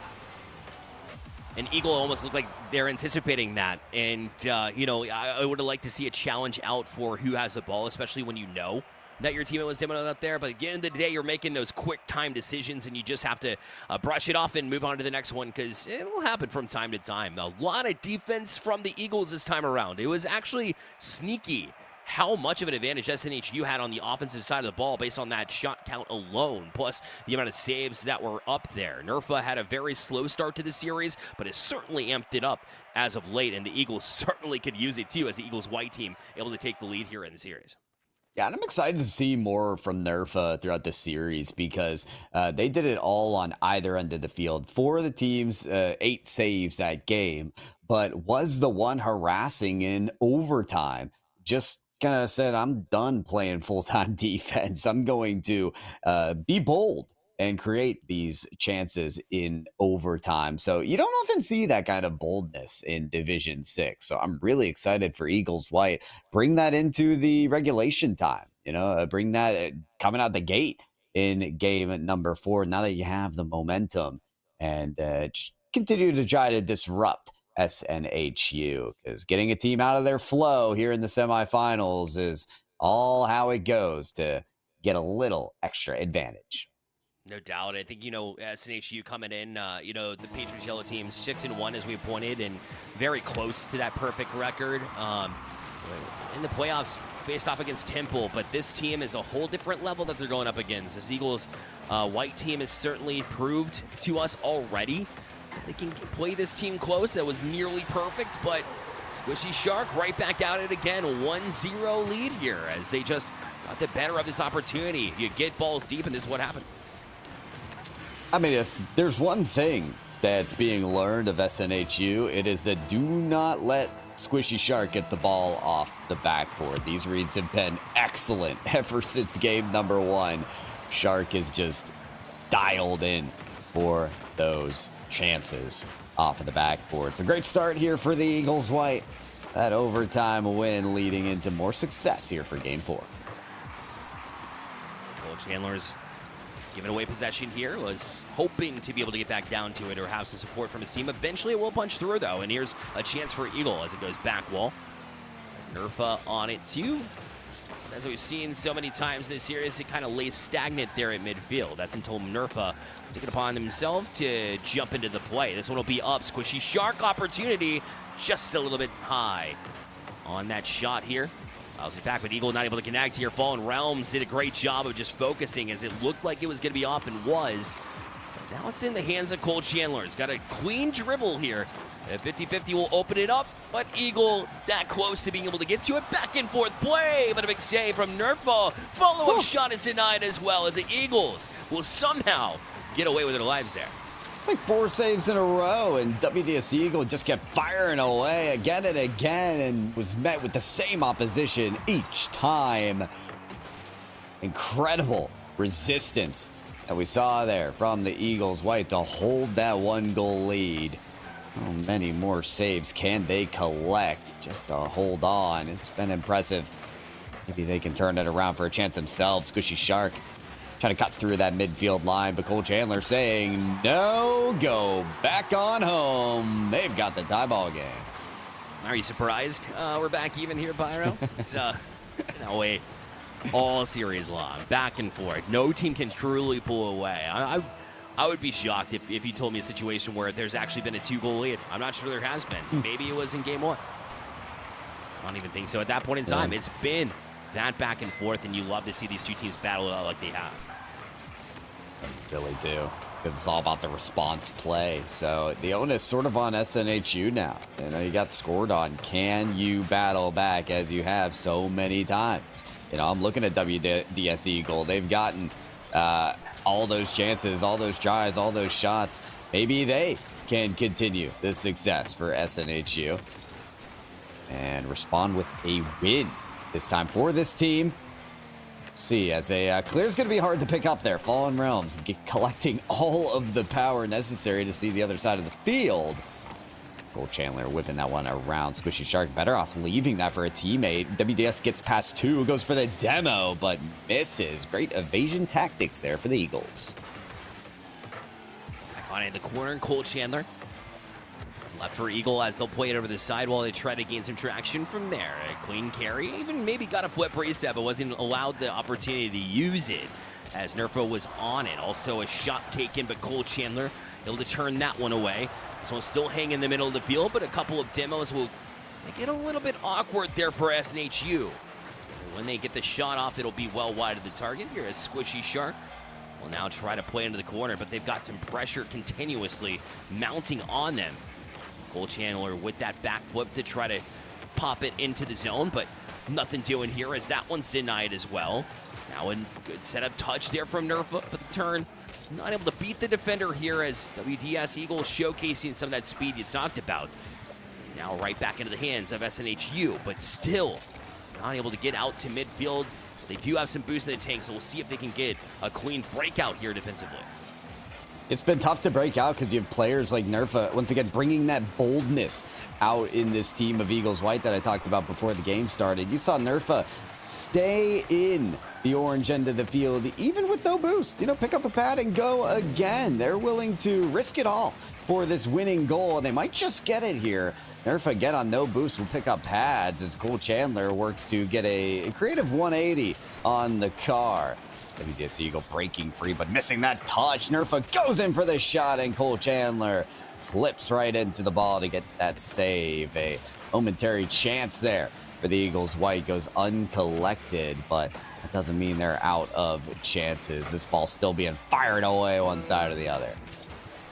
Great anticipatory mindset here for SNHU as Eagles White. We're certainly in that moment as Eagle now punching off the side wall. Opportunity, shot taken. A bullet from Squishy Shark will give the Eagles the lead with 18 seconds left. Rocket from the top rope. Squishy Shark didn't think twice about getting to that goal, and that has been the key for Eagles White. Boldness, no hesitation play, and it could be the goal that puts them up 3-1 in the series, maybe 3-1 in the game. Yes, indeed. Fallen Realms follows up the Shark. For the first time, they're able to deny and answer back on the goal card and put one in for their own and put an exclamation point on this one. Yes, punching closer to the 3-1 in this series, which is incredibly important when you've seen these close games play out the way that they have. First, 2-goal lead in the series, potentially, and SNHU not able to have the time necessary here in game number 4. It'll hit the ground. Eagles White will march to match point. Very different road to get here that both of these teams took. Eagles White ending that regular season with 4 wins and 2 losses, coming away still as the 2 seed, but the more monumental performance coming from our team trailing in the series now. South New Hampshire, that 6-1 record, not standing as tall as they had hoped it would in this matchup. And as a response, South New Hampshire calling a timeout here, Bear Light, just to ground themselves a little bit. You mentioned that there hasn't really been a 2-goal lead yet this series. That's very possible until now, right? Eagles White following up that go-ahead goal with a 3rd in the game. So if there's ever been momentum in this series to cut away with a timeout, now's the time. Yeah, because there's 2 options in my brain as far as what happens when we come out of here, and it's not just as simple as one team will get out to the lead and one will not, but it's more so the Eagles have a grand opportunity to really put one in quickly and make it feel like SNHU is out of this one here if they're able to ride that same momentum that they were able to establish late in that game and then roll it into a game where they have the opportunity to close out. They can. Other option, SNHU comes out, is able to get that bounce back effort they have, put multiple goals on the board, which has been a struggle for them, really for both teams, honestly. But for SNHU, really trying to break through a tough defense from Eastern Eagles. SNHU has had some great defense of their own, but it's time to stop playing conservatively. They need to ensure that they not only get the first one on the board, but potentially put an exclamation point that really gives everybody here, including ourselves, a reason to start buzzing for the Patriots yellow team that we know they can be and saw all semester long. Yeah, listen, they have the resume to show for, so now it's about putting it in action. action and, acting like they didn't lie on the resume just to get the job here, to get to the semifinals position here in playoffs. And I think the way to do that, right, the way to be a bit bolder like we've seen from the Eagles is hit them where it hurts. Eagles White doing great disruption play. They may not even have possession, but Nerfa will still be running amok looking for a demo on the other side. Evade those demos, turn it around and make them pay for overextending. There are going to be those moments. It's not going to be continuous, but there will be those moments where Eagles White are lacking on the defensive end. They just don't have it ready in transition. And that's where you can really make them pay. And that's where you can then make them question. Should we be as aggressive as we're playing? Should we be having those lead blockers on the counterattack? Once you play that disruption game, once you take a team out of their rhythm, that's where you can flip the script. That's where the timeout helps a lot. And that's where you get 3 wins in a row, which is required to advance to the championship. So, Fairlight, it's all about that adjustment needed here for South New Hampshire University Yellow to then play the winner of the other side here, which I think in Division 6 East playoffs is Endicott College and University of Southern Maine. Endicott, probably a team neither of these squads want to have to face. No, we've seen them for sure against Post University just a week ago. Yeah. This team is dynamic, and not only do you have playmakers, but all 3 can really, truly start those plays from the defensive side. So it's going to be tough for sure looking forward. Obviously, you don't want to overlook this series either, but at the same time, you got to prepare yourself for a team like that, no doubt about it. And you mentioned rhythm here for Eagles Whites. Well, they're going to get it right here as Nerfa steps up to the plate. To say that they're in rhythm is an understatement here, and that is a quick one on the board. Just imagine Eagles White during the break turning their music up a little louder, just rocking to whatever beat of the drum they've been on, because they're on it all right. That's going to be a second goal off the kickoff. And SNHU unable to prevent exactly what you said, Bearlight, would hurt them.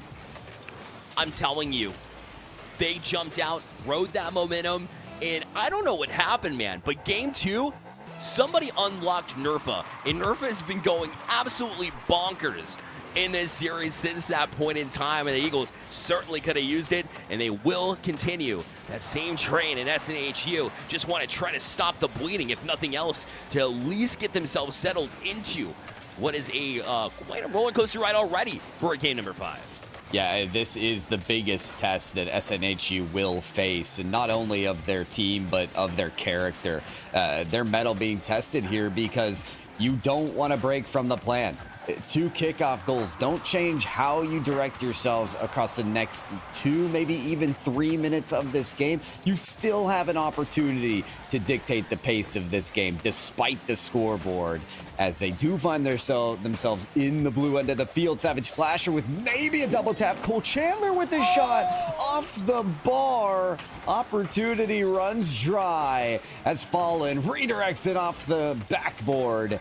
And now Eagles White back in position to score. Savage makes the big save. That is such a tough pill to swallow for the Patriots. They're that close, and a great shot, great effort, everything was right about that sequence, except they weren't able to score. That's the only thing. And unfortunately, it did not favor them, and it's a big one too, because you need to get a couple back here and pretty quickly to feel good about your opportunity here. But now you see them punching through, and because you were able to get one opportunity on the board, suddenly the Eagles are striking back. Fallen collects this one and reaches high off the backboard to bat that off over to Nerfa. Player you mentioned was the one to be scared of at this situation, but there's a lot to be scared of if you're Fallen Realms. Demoed off the play. Cole Chandler may have a lane to score here, but Nerfa, the next one to save. So Eagles White doing a great job on defense, playing their role even when one goes down. Another establishes the next layer. And Cole Chandler not able to connect here. Eagles going to take a shot, fires one on, but Fallen Realms able to easily handle that one. And Nerfa got a little bit of help that time to get it out of the zone with a bit of a pinch, but look out. Fallen Realms was way too far forward, but Squishy Shark able to bail them out again. Those are exactly the moments I talked about before this game started where SNHU have to score. Rarely Eagles White will overextend, but when they do, just fly that ball in the net. Narrowly, it was saved. And Eagles White back on their very stingy defense. They may be low on boost, but they know how to play their roles. And they know how to get a wheel in the way, which Fallen will be able to do. Turning around on it is Nerfa. That hook shot taken care of by Savage. But I like what SNHU is doing here. They're finding each other pretty well. It's just they weren't able to find it when it was open a couple of times. Still, you got to be right back to it. The timeout, unfortunately, not reaping the benefits you want from the goal column, but certainly you're starting to play a better team game, and everything's developing. They're hoping not late, but still, the shots are just being found. The Eagles White just have this detection system that's been very great defensively. Oh my, WDS Eagle nearly found a lane around, but Nerfa caught a fender and knocked him out. And that took away that counterattack chance for SNHU again. I talked about the game plan not needing to be changed after 2 kickoff goals, but here we are now, 80 seconds remaining, and well, you gotta throw everything at the net. Maybe it's just the Eagle flying again. Found the top corner earlier today, and with maybe 200 boost in the tank, would have found it again, but falling flat on that aerial and having to try again is SNHU. Squishy Shark on it now, just trying to kill time here at this point. Obviously, you don't want to let off the gas by any means. SNHU, you're hungry for one right now. And you want to play the same way that's made you successful here in the series. But Cole Chandler leaves it here. A floater will challenge Eagle. It's been very good up in the air, appropriately enough. But Savage Slasher still getting that ball taken away. Squishy, now a good pop to a teammate. Nerfa again. That's their hat trick here in game number 5, and the Eagles now up 3-0. Nerfa again. Talk about how they came alive in game number 2. Game number 1 was like a Snorlax using rest. Fully prepared for the rest of the series to go full body slam. What a hat trick in what should be the game winner, the match winner for Eagles to get on to the championship finals of this NECC Division 6 East playoffs, but they just gotta close out here. A couple more touches, Bearlight, and they'll have crossed the finish line.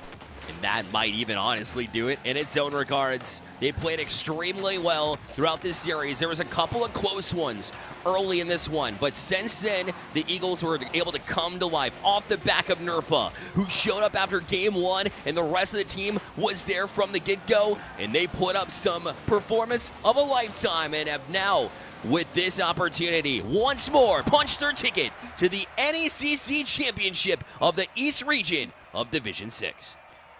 Eastern Esports Eagles ascend to the championships of the NECC, eliminating the likes of South New Hampshire University Yellow in a 4-1 matchup that looked as even as ever early on, but sometimes players just lock in and break through, and that's what we saw here from the Eagles White. What a team to perform. And, I'm a little bit sad, Bearlight, because I really enjoyed watching SNHU. I really enjoyed watching players like WDS Eagle go for those top corner aerial plays that really formed the highlight reel of this series, but in the end was not enough. I mean, I was looking at this series like, I accidentally had it wrong in my notes, Div 4. That's what it looked like, when we actually got things wrong. I mean, they were like on fire. They're incredible and mechanically. Eagle was insane as far as being able to catch those, but just wasn't able to put up enough effort. And I think, when we talk about SNHU and the Patriots Yellow team, they'll look back at this series and see just how many opportunities were there and were close. And it's not that they weren't always opportunistic. It's not that they were kind of struggling in that regard. Certainly there was a couple that were their fault, but you can't fault them for every single one. There was a couple of shots where it just bounced in away from a teammate. Unlucky situations there in those moments, but you're still going to be able to regroup, go into next semester and say, we were that close to being able to make the finals. If we just clean up a few things, we certainly will find ourselves there eventually. A valiant effort, but it doesn't take away from the greatness that we saw from the Eastern Eagles here in this series. Greatness indeed. A flavorful series, a tasty one. Reminds us of one of our sponsors here today for the NECC playoffs here. You know what's made in Wisconsin? You know what goes great with gaming? Wenzel's Farm, legendary Wisconsin. Beat sticks since 1977. 14 mouth-watering flavors. Meet your heart out. Wenzel's Farm, legendary Wisconsin beat sticks since 1977. Chef's kiss indeed. Barely. We got more tasty matchups coming up very shortly. After this break, we'll head to the Division 4 playoffs of NECC to close out our night.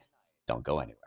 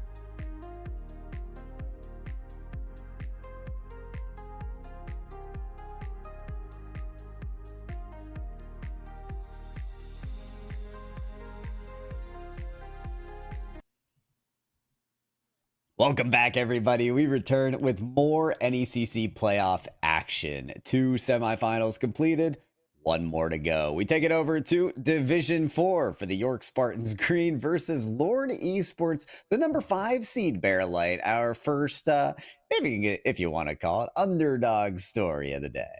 No doubt about it. Yeah, I mean, we've seen close matchups in, kind of one-sided affairs from close matchups or should have been close type situations. So you never know what to expect here, even with the records the way that they are. But yes, the number 1 York College Spartans with a 5-1 season coming up against the number 5 Durham College. But the number 5 seed finished their year at 4-2 in matches played. So at the end of the day, they still found a lot of success. They won 4-1 against the Dayton Flyers in round 1, and 4-1 was the result for York College as well, as you see the lineups right below us.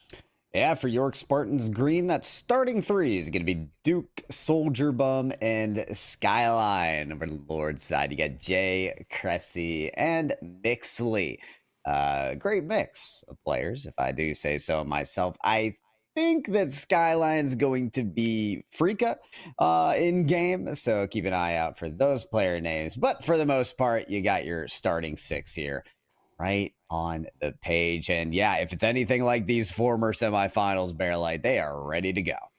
No doubt. The one thing, you look for Lords Esports, a.k.a. Durham College, would certainly be a leader. And for me, got to be Cressy, listed on here as a coach, a manager, a captain. If you want somebody to be vocal in your comms and really be able to lead the charge and be able to come up with a game plan that can take out that number 1 seed, you look for the leader. I'm looking for Cressy here in this series.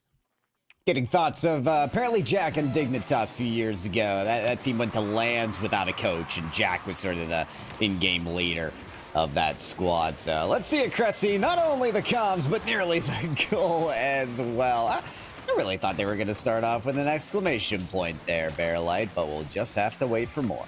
It's talking it up and ready to really hype up that moment, and just a little bit shy. So maybe next time for sure we'll keep it on the list here. Jay right back to it for Lords Esports to try and punch in an early one for themselves yet again. But Duke is right back here for York, and the Spartans have been challenged early. It should be a clean carry to try to get past Jay, but he tracked it extremely well. But Soldier Bomb right to it too. Had a teammate crashing into the box, but Cressy was able to deny. This may be the 1 and the 5 seed, but we're expecting this even matchup that we've seen so far. Teams went head-to-head. Earlier went all the way to Game 7. I don't know if you remember when in the season that did occur, but I mean, we're still expecting York to be the favorites, but maybe not by the wide margin that you might expect. No, exactly. I talked about match record, and is that ever so important? Maybe not as much, but last time these two teams did face off, it was Week 7, a.k.a. the final week of the regular seasons, and York was able to take that win, but only by 1 game. A 4-3 win in that regular season matchup like we saw. So the Spartans just barely got the best of Lords Esports, and I'm sure we'll see another close one here tonight. Certainly seems to be the case so far.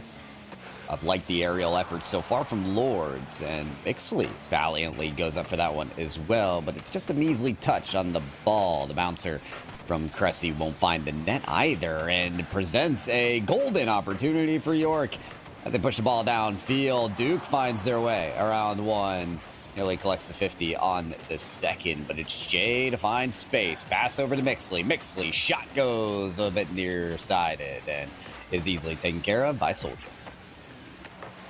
Duke will have to track this one back. Does a nice job of doing exactly that. Jay will step into the corner. It caused a little bit of chaos. The only thing it did was a moment of confusion as far as who was going to go for York, but quickly shut that one off. And this one will be high. Duke had some room, did not have the boost in tank. That allowed Jay to step up on the play, but the bump play in front did not get there in time. Mixley able to get up and deny here with a big save as well, as this one will punch out this center, and Duke not able to connect with this one. The York leaves the door open here from Cressy. Shut down immediately, heading for the back wall. That touch, maybe not the best, but Duke is able to come across in support of their teammate. And back out the center we go. I'm liking the backboard plays for Lords Esports. It's forcing 2 on the defensive York, which is always something you want to see. Put your opposition in an uncomfortable situation. That demolition going to exacerbate that position, as it makes it difficult for York to set their feet with one less player. Cressy off the backboard, hands it off to Jay, and it's delayed. The eventual effort from Jay finds the net. Finally, somebody able to find that little bit of space. A great job to jump up and at least cause some confusion. Soldier was trying to play the middle ground of where that shot was going to be. How they connected with more force there. But either way, it just matters how many. The Lords have the lead here with 1:37 left. So far, so good, and there may be more coming. That was smart from Soldier Bum. If Jay's going to go up for it, let them whack it into the net and farther away from their own goal. Cressy tried to bring it right back, but failing to do so. Soldier Bum gets the angle. It is a steal and score for Soldier. Here we go again. Close games all night long continues. Soldier, love the fact that they were able to utilize, I'm not sure if it was a boost trail. They got that extremely quickly to swing around that one, find the angle. So impressive work there from York. Able to find the equalizer late. You wanted a quick answer, you got it. But Mixley's right back out for blood. Looking for the back wall. Great job to adjust the car to challenge it. But Duke stood strong with some great positioning. It's still not out of harm's way yet, as Cressy's to it. But looked like Cressy and Mixley couldn't decide who wanted to go with it next. There's been a couple of those moments for Lords where it falls right in between two players and just not able to find the comms in time to keep that same momentum that they had. There's moments in Rocket League where you really can't go off comms, but I think this one was communicated. Lovely dip from Duke for Freaka's goal. Yes, it was him up early, finding a perfect pass, and man, I bet Cressy wants that one back for sure. It's hard to track it, especially when you have a passing play of a player that jumps from basically midfield and then able to get that touch. So they try to track it well. They weren't able to, but now back on the kickoff. They had a good look there for a moment. It's denied. Mixley right back to it. Off the corner. Has an opportunity to strong arm a play from that corner, but nothing doing as it'll play up into the middle. Jay will punch it forward. Had the chance there for Mixley, but unfortunately for Lords, he wasn't able to connect, but they still punch through. It'll be that leader in Cressy to tie it late in this game one. It's funny how that shot didn't go from Mixley, but it still put the defense in the position needed to score. The jumping from the boost heavy defender led the boost empty player to just dip it right off and allow for that goal to happen. Tied up 30 seconds, and the kickoff won by Lords. They march closer to the net, but it's Soldier Bomb to get the clear and a little help from Jay to cross through to the orange side. 15 seconds, a tip in the air leads Cressy to pick up and leave off. Flip reset goes denied, and Freaka finds Duke, but they're ahead of the play. It's got to go back to Freaka now, who looks for the avenue on the dunk. Hey, try to read this off the backboard. It's Duke's ball instead. And they find the goal in 0 seconds for the win of York. Oh, you knew you were in trouble when Mixley was trying to get out to that ball. I'm not sure what happened to Jay behind the play, but Cressy and Mixley, again, just out in front trying to challenge. And when you have two members there, an unfortunate double commit. And that will leave it open every time. Will the York Spartans be able to punch through that? As a 5-1 was their record throughout the regular season. So they have been pretty perfect a lot. Look at that balanced scoreboard across both York and Lords. Let's be honest, dude. Goals for everyone, shots for everyone, saves for everyone. This one is exactly what we chalked it up to be. Yeah, balanced as ever. I feel like you tend to see this with some of the higher divisions of play. Rocket League is a team game. Yes, there are moments where someone has to put the cape on and be the hero, but everybody getting into the fold in this matchup has led those stats to be so even, and has led us to nearly go to overtime, barely. But that was not the case with the ball left up and someone ready to score. Really impressed with York's connections throughout that series. Great passing, communicating, and scoring. More of that chemistry is going to lead to success of the York.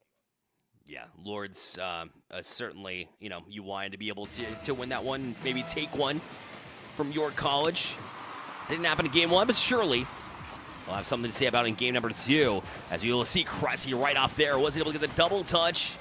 But once again, it left York a little bit awkward there defensively. We saw it work once in game 1. It did not work this time around here. Find a little bit of early pressure, but answered well. Seems to be the case in game 1. It continues that same idea here.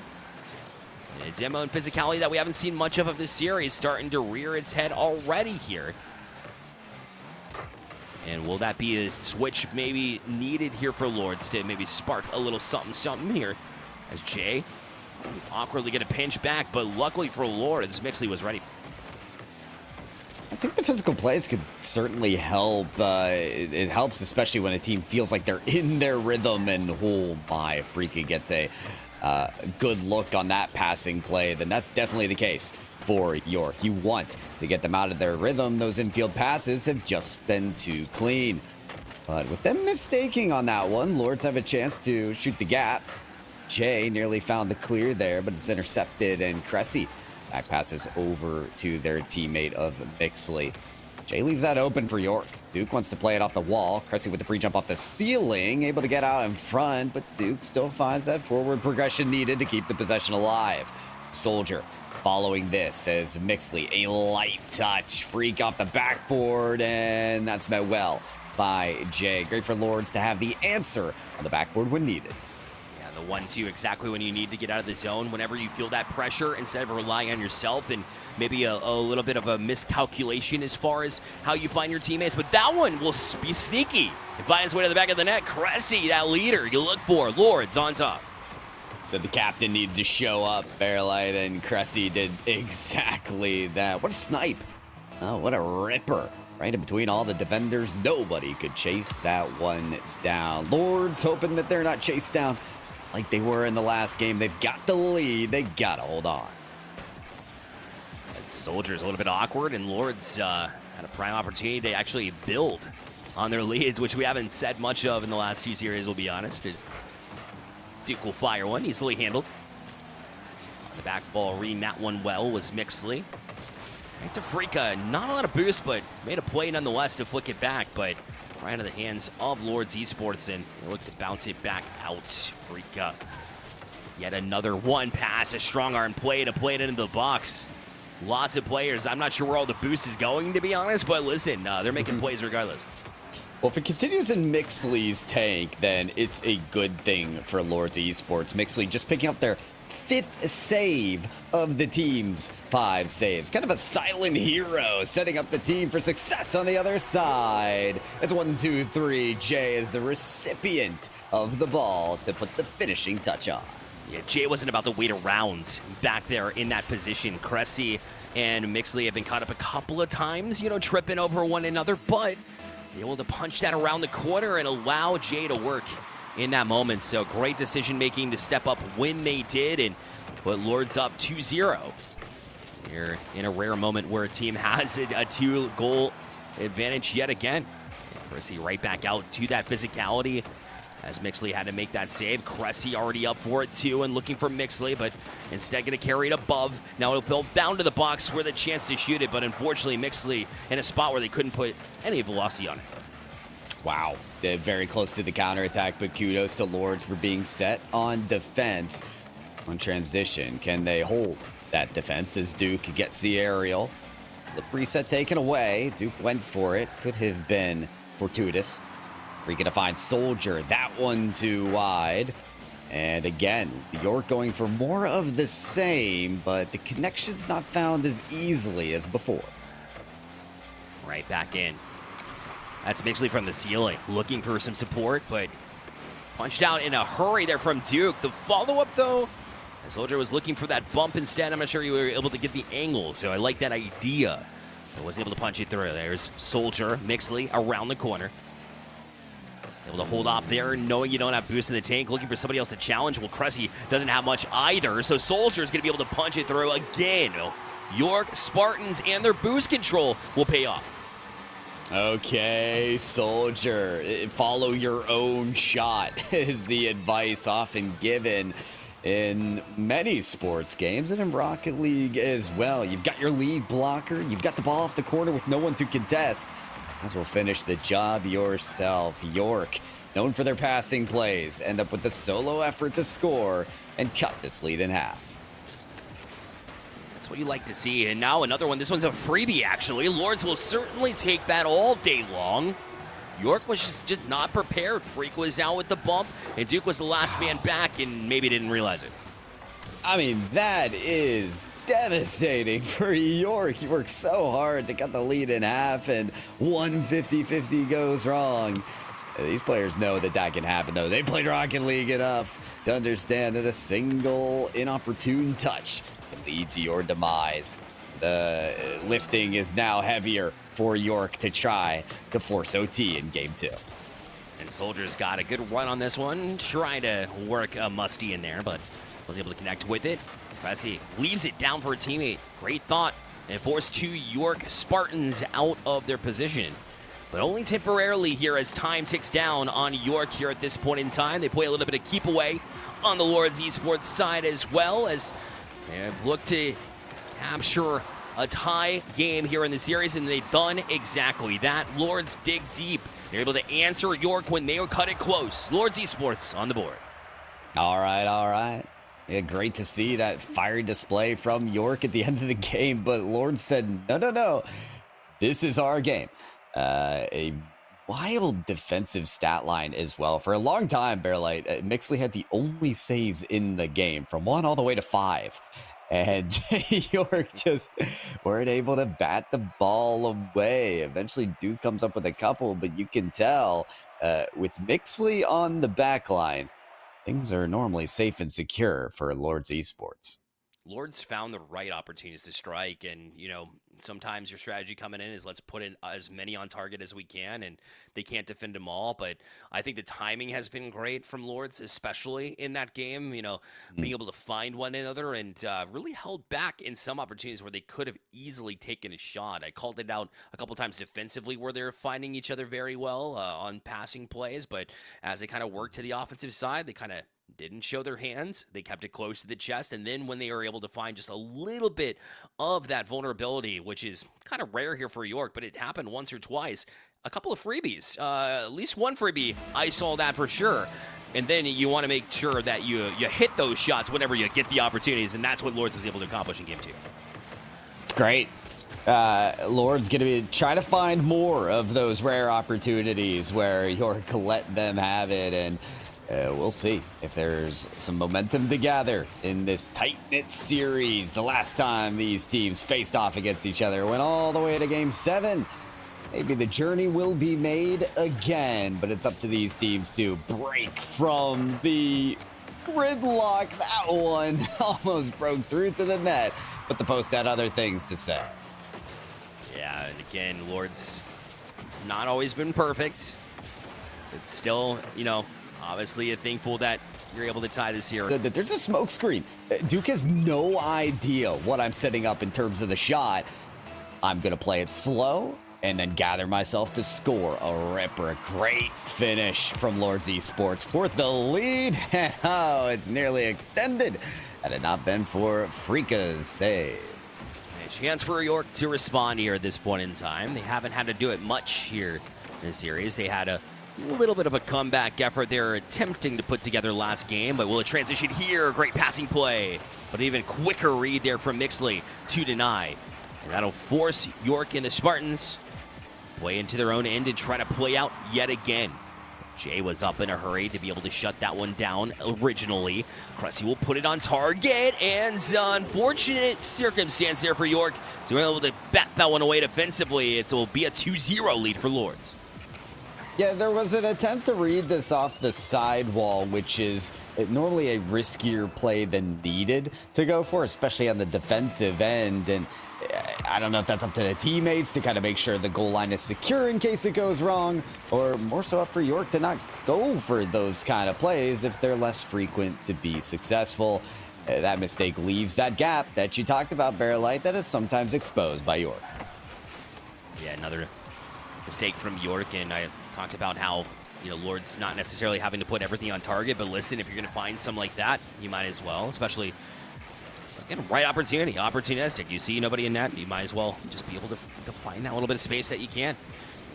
Duke, who was very much alive in game number 1, did play a good game number 2 as well to keep them close. We'll see if they can't spark something here for the Spartans. This one will make it out to midfield, but Frico will leave it here for Soldier. It'll play around the wall, trying to get it past Mixley. That one going to be defended, but it lay loose out in center, and finally Duke will get it. A great touch there. Set up Frico, but Mixley was up for the challenge there as that one kind of fell into his hands, and he had to bat it away. Yeah, Duke showing off that side wall that they were supposed to hit earlier when they conceded that goal. So it's just a little proof in the pudding that, yeah, it's possible. It can be successful. It just has to happen at the right time. And oh, wow, Soldier Bum still with a chance here. Lightning fast counterattack from York Spartans. Almost take a goal on the scoreboard, but they're still working for it. Light tap there from Duke. Long rotation here from York Spartans. They're going all the way on their side of the field just to get boost, and that relieves the tension for Lords Esports. Even gives us a near freebie again for Lords. But it's going to be hard to take if 2 of your players are off the screen. I'm going to call him Soldier for a reason, right? It's certainly getting rid of some unwanted waste on the other side. Lords, it was very tough to get around. What a shot from Frico, finds the short side post and able to cut the lead in half here with 1:29 left. Yeah, this was not what Cressy wanted. Obviously on the backboard to get clearance on this one, but the verticality of the clear was more than was asked for.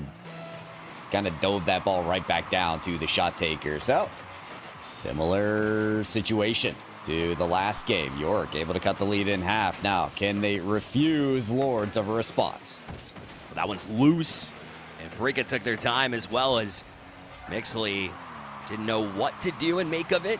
I challenged a little bit earlier too, and now he's left in a 1v1 situation. 2v1, whoa, back and forth passing. Beautiful play from Lords end to end. Again, Lords able to respond with fervor, and give and go works out perfectly to delicately tease that last defender apart. Saw the collisions as well there from York on their offensive side. They just didn't have the reinforcements to be able to get back on defense in time. 2-goal lead. Pretty good for Lords to take this series score, but it's going to be put to question by Duke's lightning fast shot. This is turning into a heavyweight battle right now between these two. Not that it wasn't when we started, but when I talk about the offensive side of the ball, this is beautiful. Back and forth passing. They said, you got team plays, we can match that energy. And York Spartans now back within 1. Now will it be an equal game? It will. Frico off the kickoff, set up by Duke, and we're all tied. And this is uncharacteristic from Mixley here. The side flip by accident. There's no way to recover from that. They have been stellar on defense, but we've seen it from both teams. A small mistake can lead to catastrophic results. Just like that. As you mentioned, the game is tied. It could be the lead right back, but Duke has other ideas. Yeah, dove in a hurry. Now you've got Soldier. He'll pop it up. You saw the mid boost being taken by Duke to get the 100 in the tank necessary to get that one forward. But Frico has got 3 individuals from Lords on this time. Off the back wall, lots of space given up here. Mixley had an opportunity, but just barely denied. Jay tries to follow up too, but that one also answered. Now another shot on, and another big save as it stays out. It was on the goal line, and very awkward here, but 15 seconds left. We remain tied, at least for now. Just can't believe it. York Spartans holding on, but they need a couple more stops. Mixley with full boost, set up with the flick. We'll get another try on it. Beats 1, but no pass off the backboard leads us to an overtime. I was seeing Mixley there and left it there, try to get the teammate here. Maybe it's here, shot taken a little bit wide. Follow up though, gotta be careful. That's the 3rd man up. Jay still on it too, full court press here from Lords Esports and still can't get through this defense.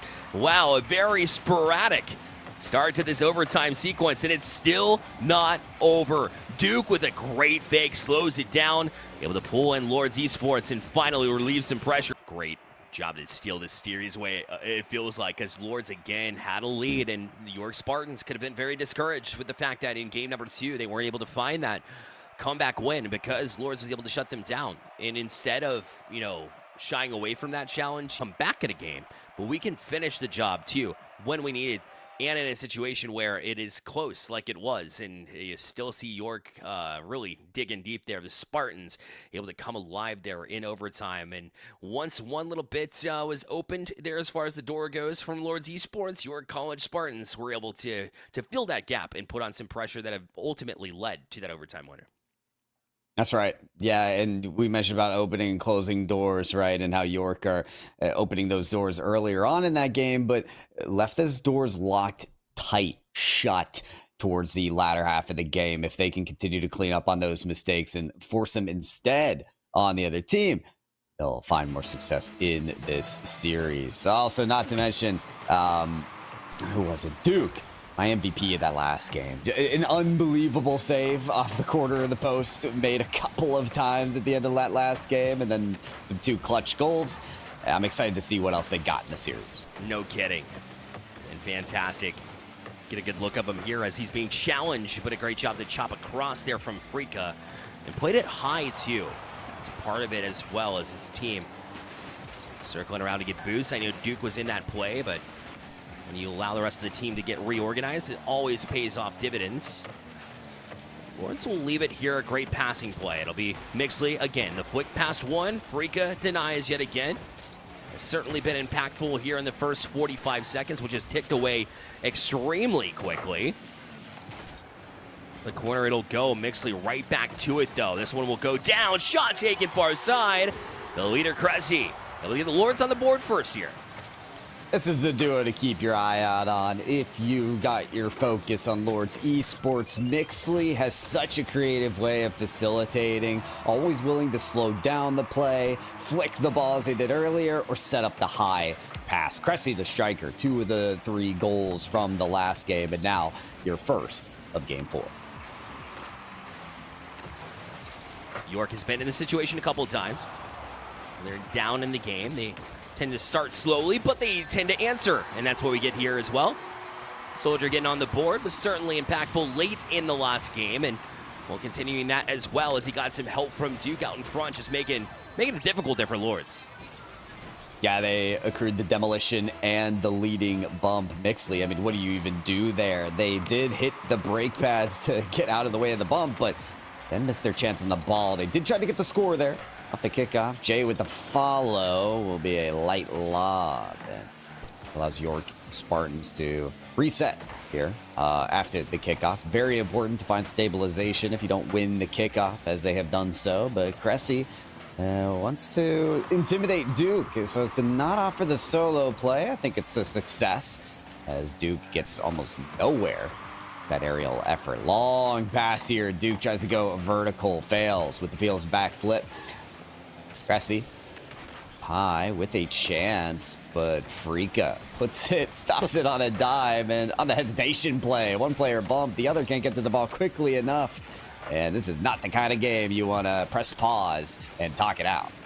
Yeah, no doubt. And Mixley was kind of left with not really much they could do at midfield, just waiting for something to happen, waiting for it to develop. And typically you want to be proactive, but basically nothing there as the game paused for a moment. But you've got Jay and Cressy on it. One just behind Cressy to make it comfortable. So not able to utilize that demo from Jay that was set up with a purpose, because it was just that far off from being able to set yourself up for success and roll off of what was developing in that play. Oh, Frika, that's a great chance, and it's an unbelievable save. Almost the second one from Cressy, but Soldier would not have it Cressy's way. Slid it through. Yeah, just finding the inside, and Cressy got a lot of that, by the way, the second time around, as they almost trapped it, essentially, against that far side post, but just wasn't able to get the job done defensively here. And York, well, they wanted their comeback to come a lot quicker than it did in the last game. Another opportunity is comeback and answer. This might be one. It will pinball around, we'll say. The Lords Esports will take it either way. Well, you know what? I think it was Cressy who accidentally had that couple of touches on the ball, and it ended up in their own net. So, you know, it's only right for it to go the other way. That said, I do love how Mixley is taking a leadership role here. Normally the facilitator, but this time around saying, you know what? I have an opportunity to score. I'm just beelining for the net. So that kind of attitude may lead to more success for Lords. Jay just above that one. Able to get that touch. Duke will leave it this time. This time for Soldier. Took a shot, but well off the mark. Maybe just trying to challenge the back wall either way. Cressy's shot to the far side will easily caught here from Duke. Really just giving up possession so that way they can reorganize, as Duke will get another flip reset. So Queen with it. Almost got that second one too. Try to push it farther past Mixley, but it was not to be. Soldier leaves it. Shot taken far side again. Off the mark here for Lords. Could have definitely used that one. Oh my. Before the game started, I said that I'm excited to see what else Duke has. Really getting fired up, and they have outperformed in this game. I almost need less at this point. Just relax, Duke. It's too much. Try to get up into the royalty terms here. You know? Yeah, that's right. From Duke to King pretty quickly. Yeah, this is a good backboard play. It's going to set up things for Frika, who's not able to find the net. It might not be a problem for this team, though. York, once again, exposing very little gaps here. That latest goal from Lords, again, coming off the unstabilized kickoff play. When this team of York is set, they are so tough to get past. It's Duke with a couple of touches. Jay likes the opportunity off the side better. Actually dipping it off to Cressy, who has one in the wing, but ends up leaving the ball entirely. Probably not the air dribble they were aiming for at the get-go. Last chance here for Jay. It's a strong pass to the infield. Mixley, I think, was pushed off the play. Unable to get to it. Frika's final touches will do it here. Game number 4, won by York Spartans Green. They're one away for moving on to this Division III NECC Championships. Yeah, they've been red hot as of late, and it doesn't ever seem to deter them that they don't have the lead early in these games. You know, a lot of teams struggle playing from behind because of the mental game to some degree, and also just not having enough time to be able to create chances of their own, but that's never been a problem here. As long as we've seen York College, you know, in action, they've always found ways to respond. It also applies itself. They weren't able to make the comeback, but that's the only in game 2. But that's the only game that they've dropped here. They've had to play from behind the next game and the following game that we just saw, and continue to find ways to find wins, and that's what you look for here too. I am interested to see if there might be a timeout coming here from Durham College, especially when you're one game away. You might as well use it. It's use it or lose it, man. Yeah, we did see a timeout in the last one lead to an instant 2 goals from the other team during the last match. So do they work after all? Who knows? But yes, you've got that timeout to utilize, and most often it is good to use. I do want to use the time, though, to mention now that York Spartans one away from the win, I think our NECC social media lead, NASCast, happy to see that. The manager as well for the York Spartans. So a little bit of a shout out there. I'm sure the whole York team excited to see their squad just one game away from that championship berth. Yeah, so close to being able to win against a game actually in action right now. A match happening as we speak, as Saginaw Valley State currently up against Widener Gold. So a number 2 versus number 3 matchup, which we've seen a couple of times here on this channel, but this time, of course, of the Mid-East Division 4 that we're in currently. So we'll see what happens between those two. We'll keep you up to date and see if there's any updates. Not at this moment. And we'll also see if York can close out here. They've been extremely good when playing from behind, but I feel like they might be even better when they're able to play from a lead. So I think their ultimate goal here is obviously to come out hot. You never really want a slow start, but it hasn't been hurting you at the end of the day for this series. So you know what? Just play your game, York. You got this as long as you can stay consistent. That's right. 5 minutes on the clock, and they will use every second that is available to them, including this start as Frika. Just an instant jump to the ball and then a front flip off the ceiling. Don't know about that one. That leaves you completely stranded from the play thereafter. But a midfield boost taken. Thereby Frika will settle the score, and more opportunity. Flip reset, leaving it up for Duke to follow. It's going to be Jay, though, to slowly caress this to the corner and ensure their team is established on defense, because it is needed with that follow-up shot. And Frika, he's just getting in the mix on anything. I'm not sure if all these touches are necessary, but he's getting the action nonetheless. York has this way of forcing Lords to pause a little bit on their defensive side, which we're not used to seeing very frequently from Lords Esports. And when that happens, your rotations become pretty sloppy, and not from anything that you've done necessarily. When you pause like that, just the flow of the game is taken away, because constantly like a bit of autopilot kind of comes on sometimes defensively, and you kind of trip over one another. Whenever that pause happens, it's quite kind of abrupt here. We've seen it a couple times from York against Lords. If that continues, I mean, that's really playing into the Spartans, what they're trying to establish here in this closeout game, potentially, as it got, if they don't win it here, another couple of chances to close out, so York certainly in the driver's seat. God, Freak has just been this nuisance still for Lords Esports when he's not trying to get that weird ceiling reset or the touch up field. He's going for boost, and he's demoing. He's got a demo in this game. Duke has a flick in this game that reaches the top corner and racks off the bar twice in a row there. You hear the ding, ding. And the goal is not done. Not quite yet. They're still going to move forward. Freaka, another demolition. He's just off the leash. Soldier has to be careful in that moment. Did a great job, all things considered. Had to play it off the wall to kind of recontrol it, but now look as Lords was punching in. Looking close here. Jay floats one to the middle. Controlled well by Duke, though. And out to where Cressy's waiting for it. This will punch off the side wall as well. Freaka not able to get back to it either.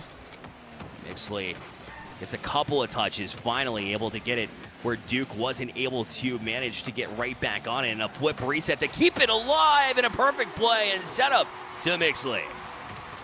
Nasty work here. Jay went ground to air on the dribble and put enough confusion on the defense to let Mixley loose.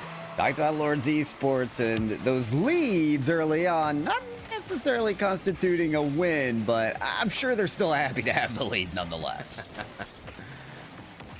Really smiles on their faces. Certainly no lead is safe here in this series. It hasn't been, but this is the first time they've gotten it late and added to it as well. A 2-0 lead now. Mixley took no time after that last goal to get another one.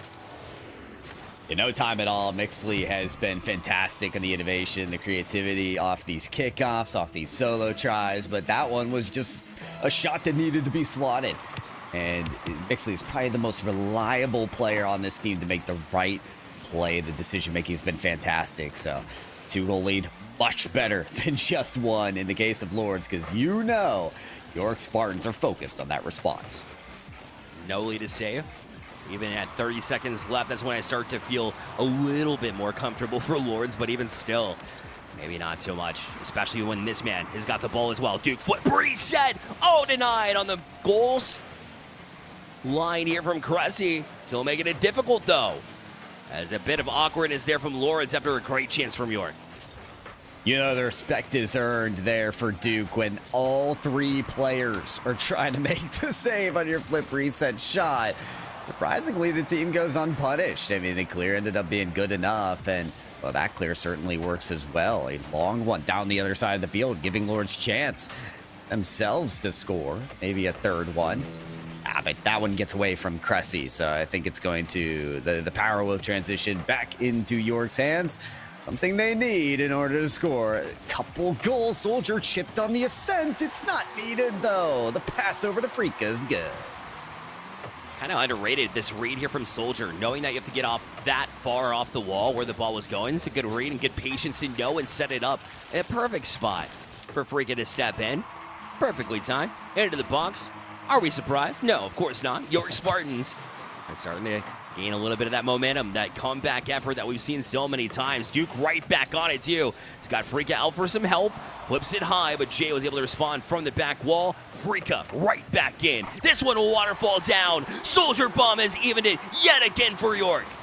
Oh, man, Lords are doing everything they can to stay in this game. Jay had immaculate patience on the backboard, but just couldn't hold on for the air dribble. That's a really tough ball to sail across the seas of this Champions stage field.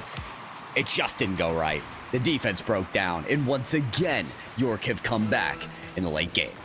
It's got to be tough for Lords to now at this point in time muster a good feeling about where they are here in this game and in this series. That's a 3 now in a row leads that they've seen disappear. Can they change that storyline?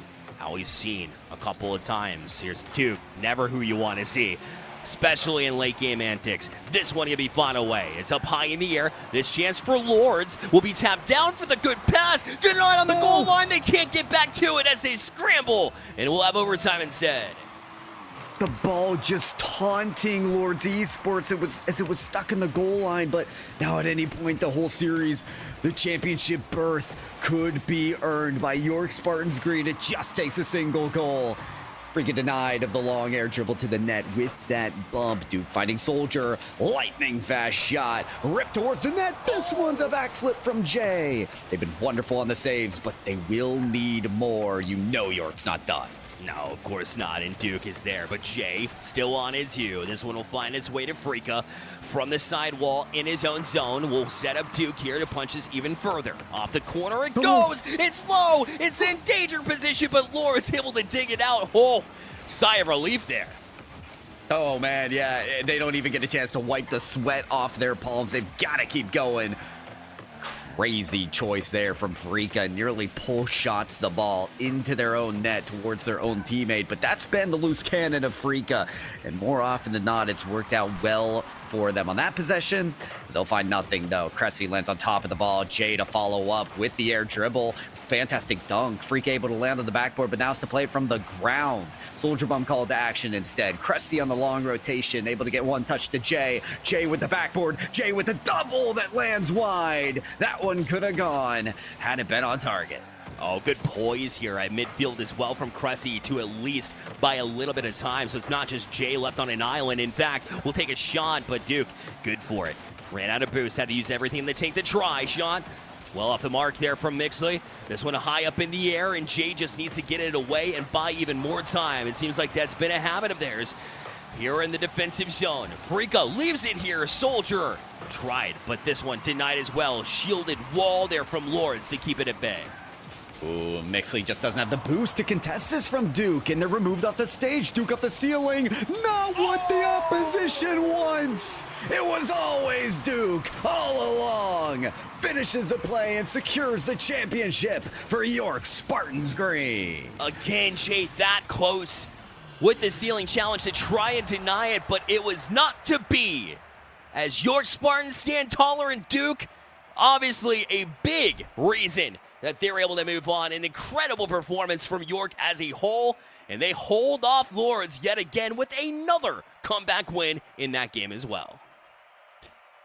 Man, talk about the aura. I mean, Lords Esports players, they've got tags of RLCS Challenger, CRL Contender, Duke's in the lobby with Bronze Tournament winner, and he still comes out with the win. It was game 1 or 2 that they were fired up at the end of the game, and I'm like, hold on, keep an eye on this guy. This is gonna be worth something, and boy, was it worth dividends. The whole team relying on that player to make the final play, but not every play. I mean, that was a team effort from beginning to end.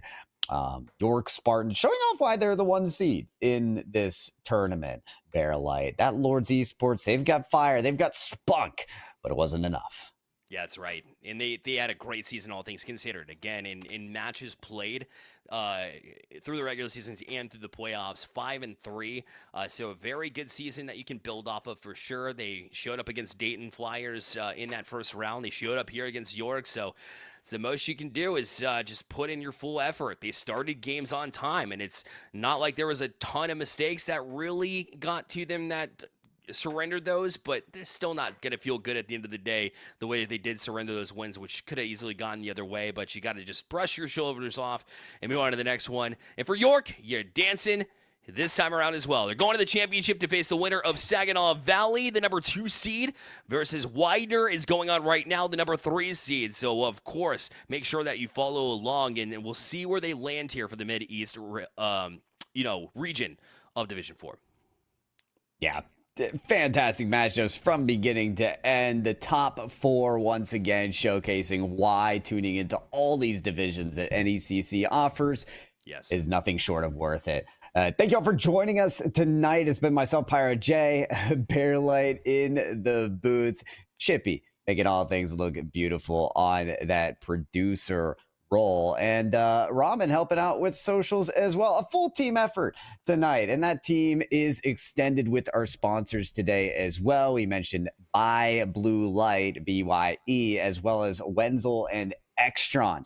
Again, got to shout out the sponsors for making productions like these possible. And again, putting the spotlight on the players, the teams, the managers, everybody tonight. NECC has more playoff action throughout the week, so you definitely want to tune into that League of Legends tomorrow, followed by Overwatch 2 on Friday. So all your playoff esports action here for the fall semester is right here. So drop a follow if you haven't already, and make sure you stick around on the later nights. Thank you so much for tuning in.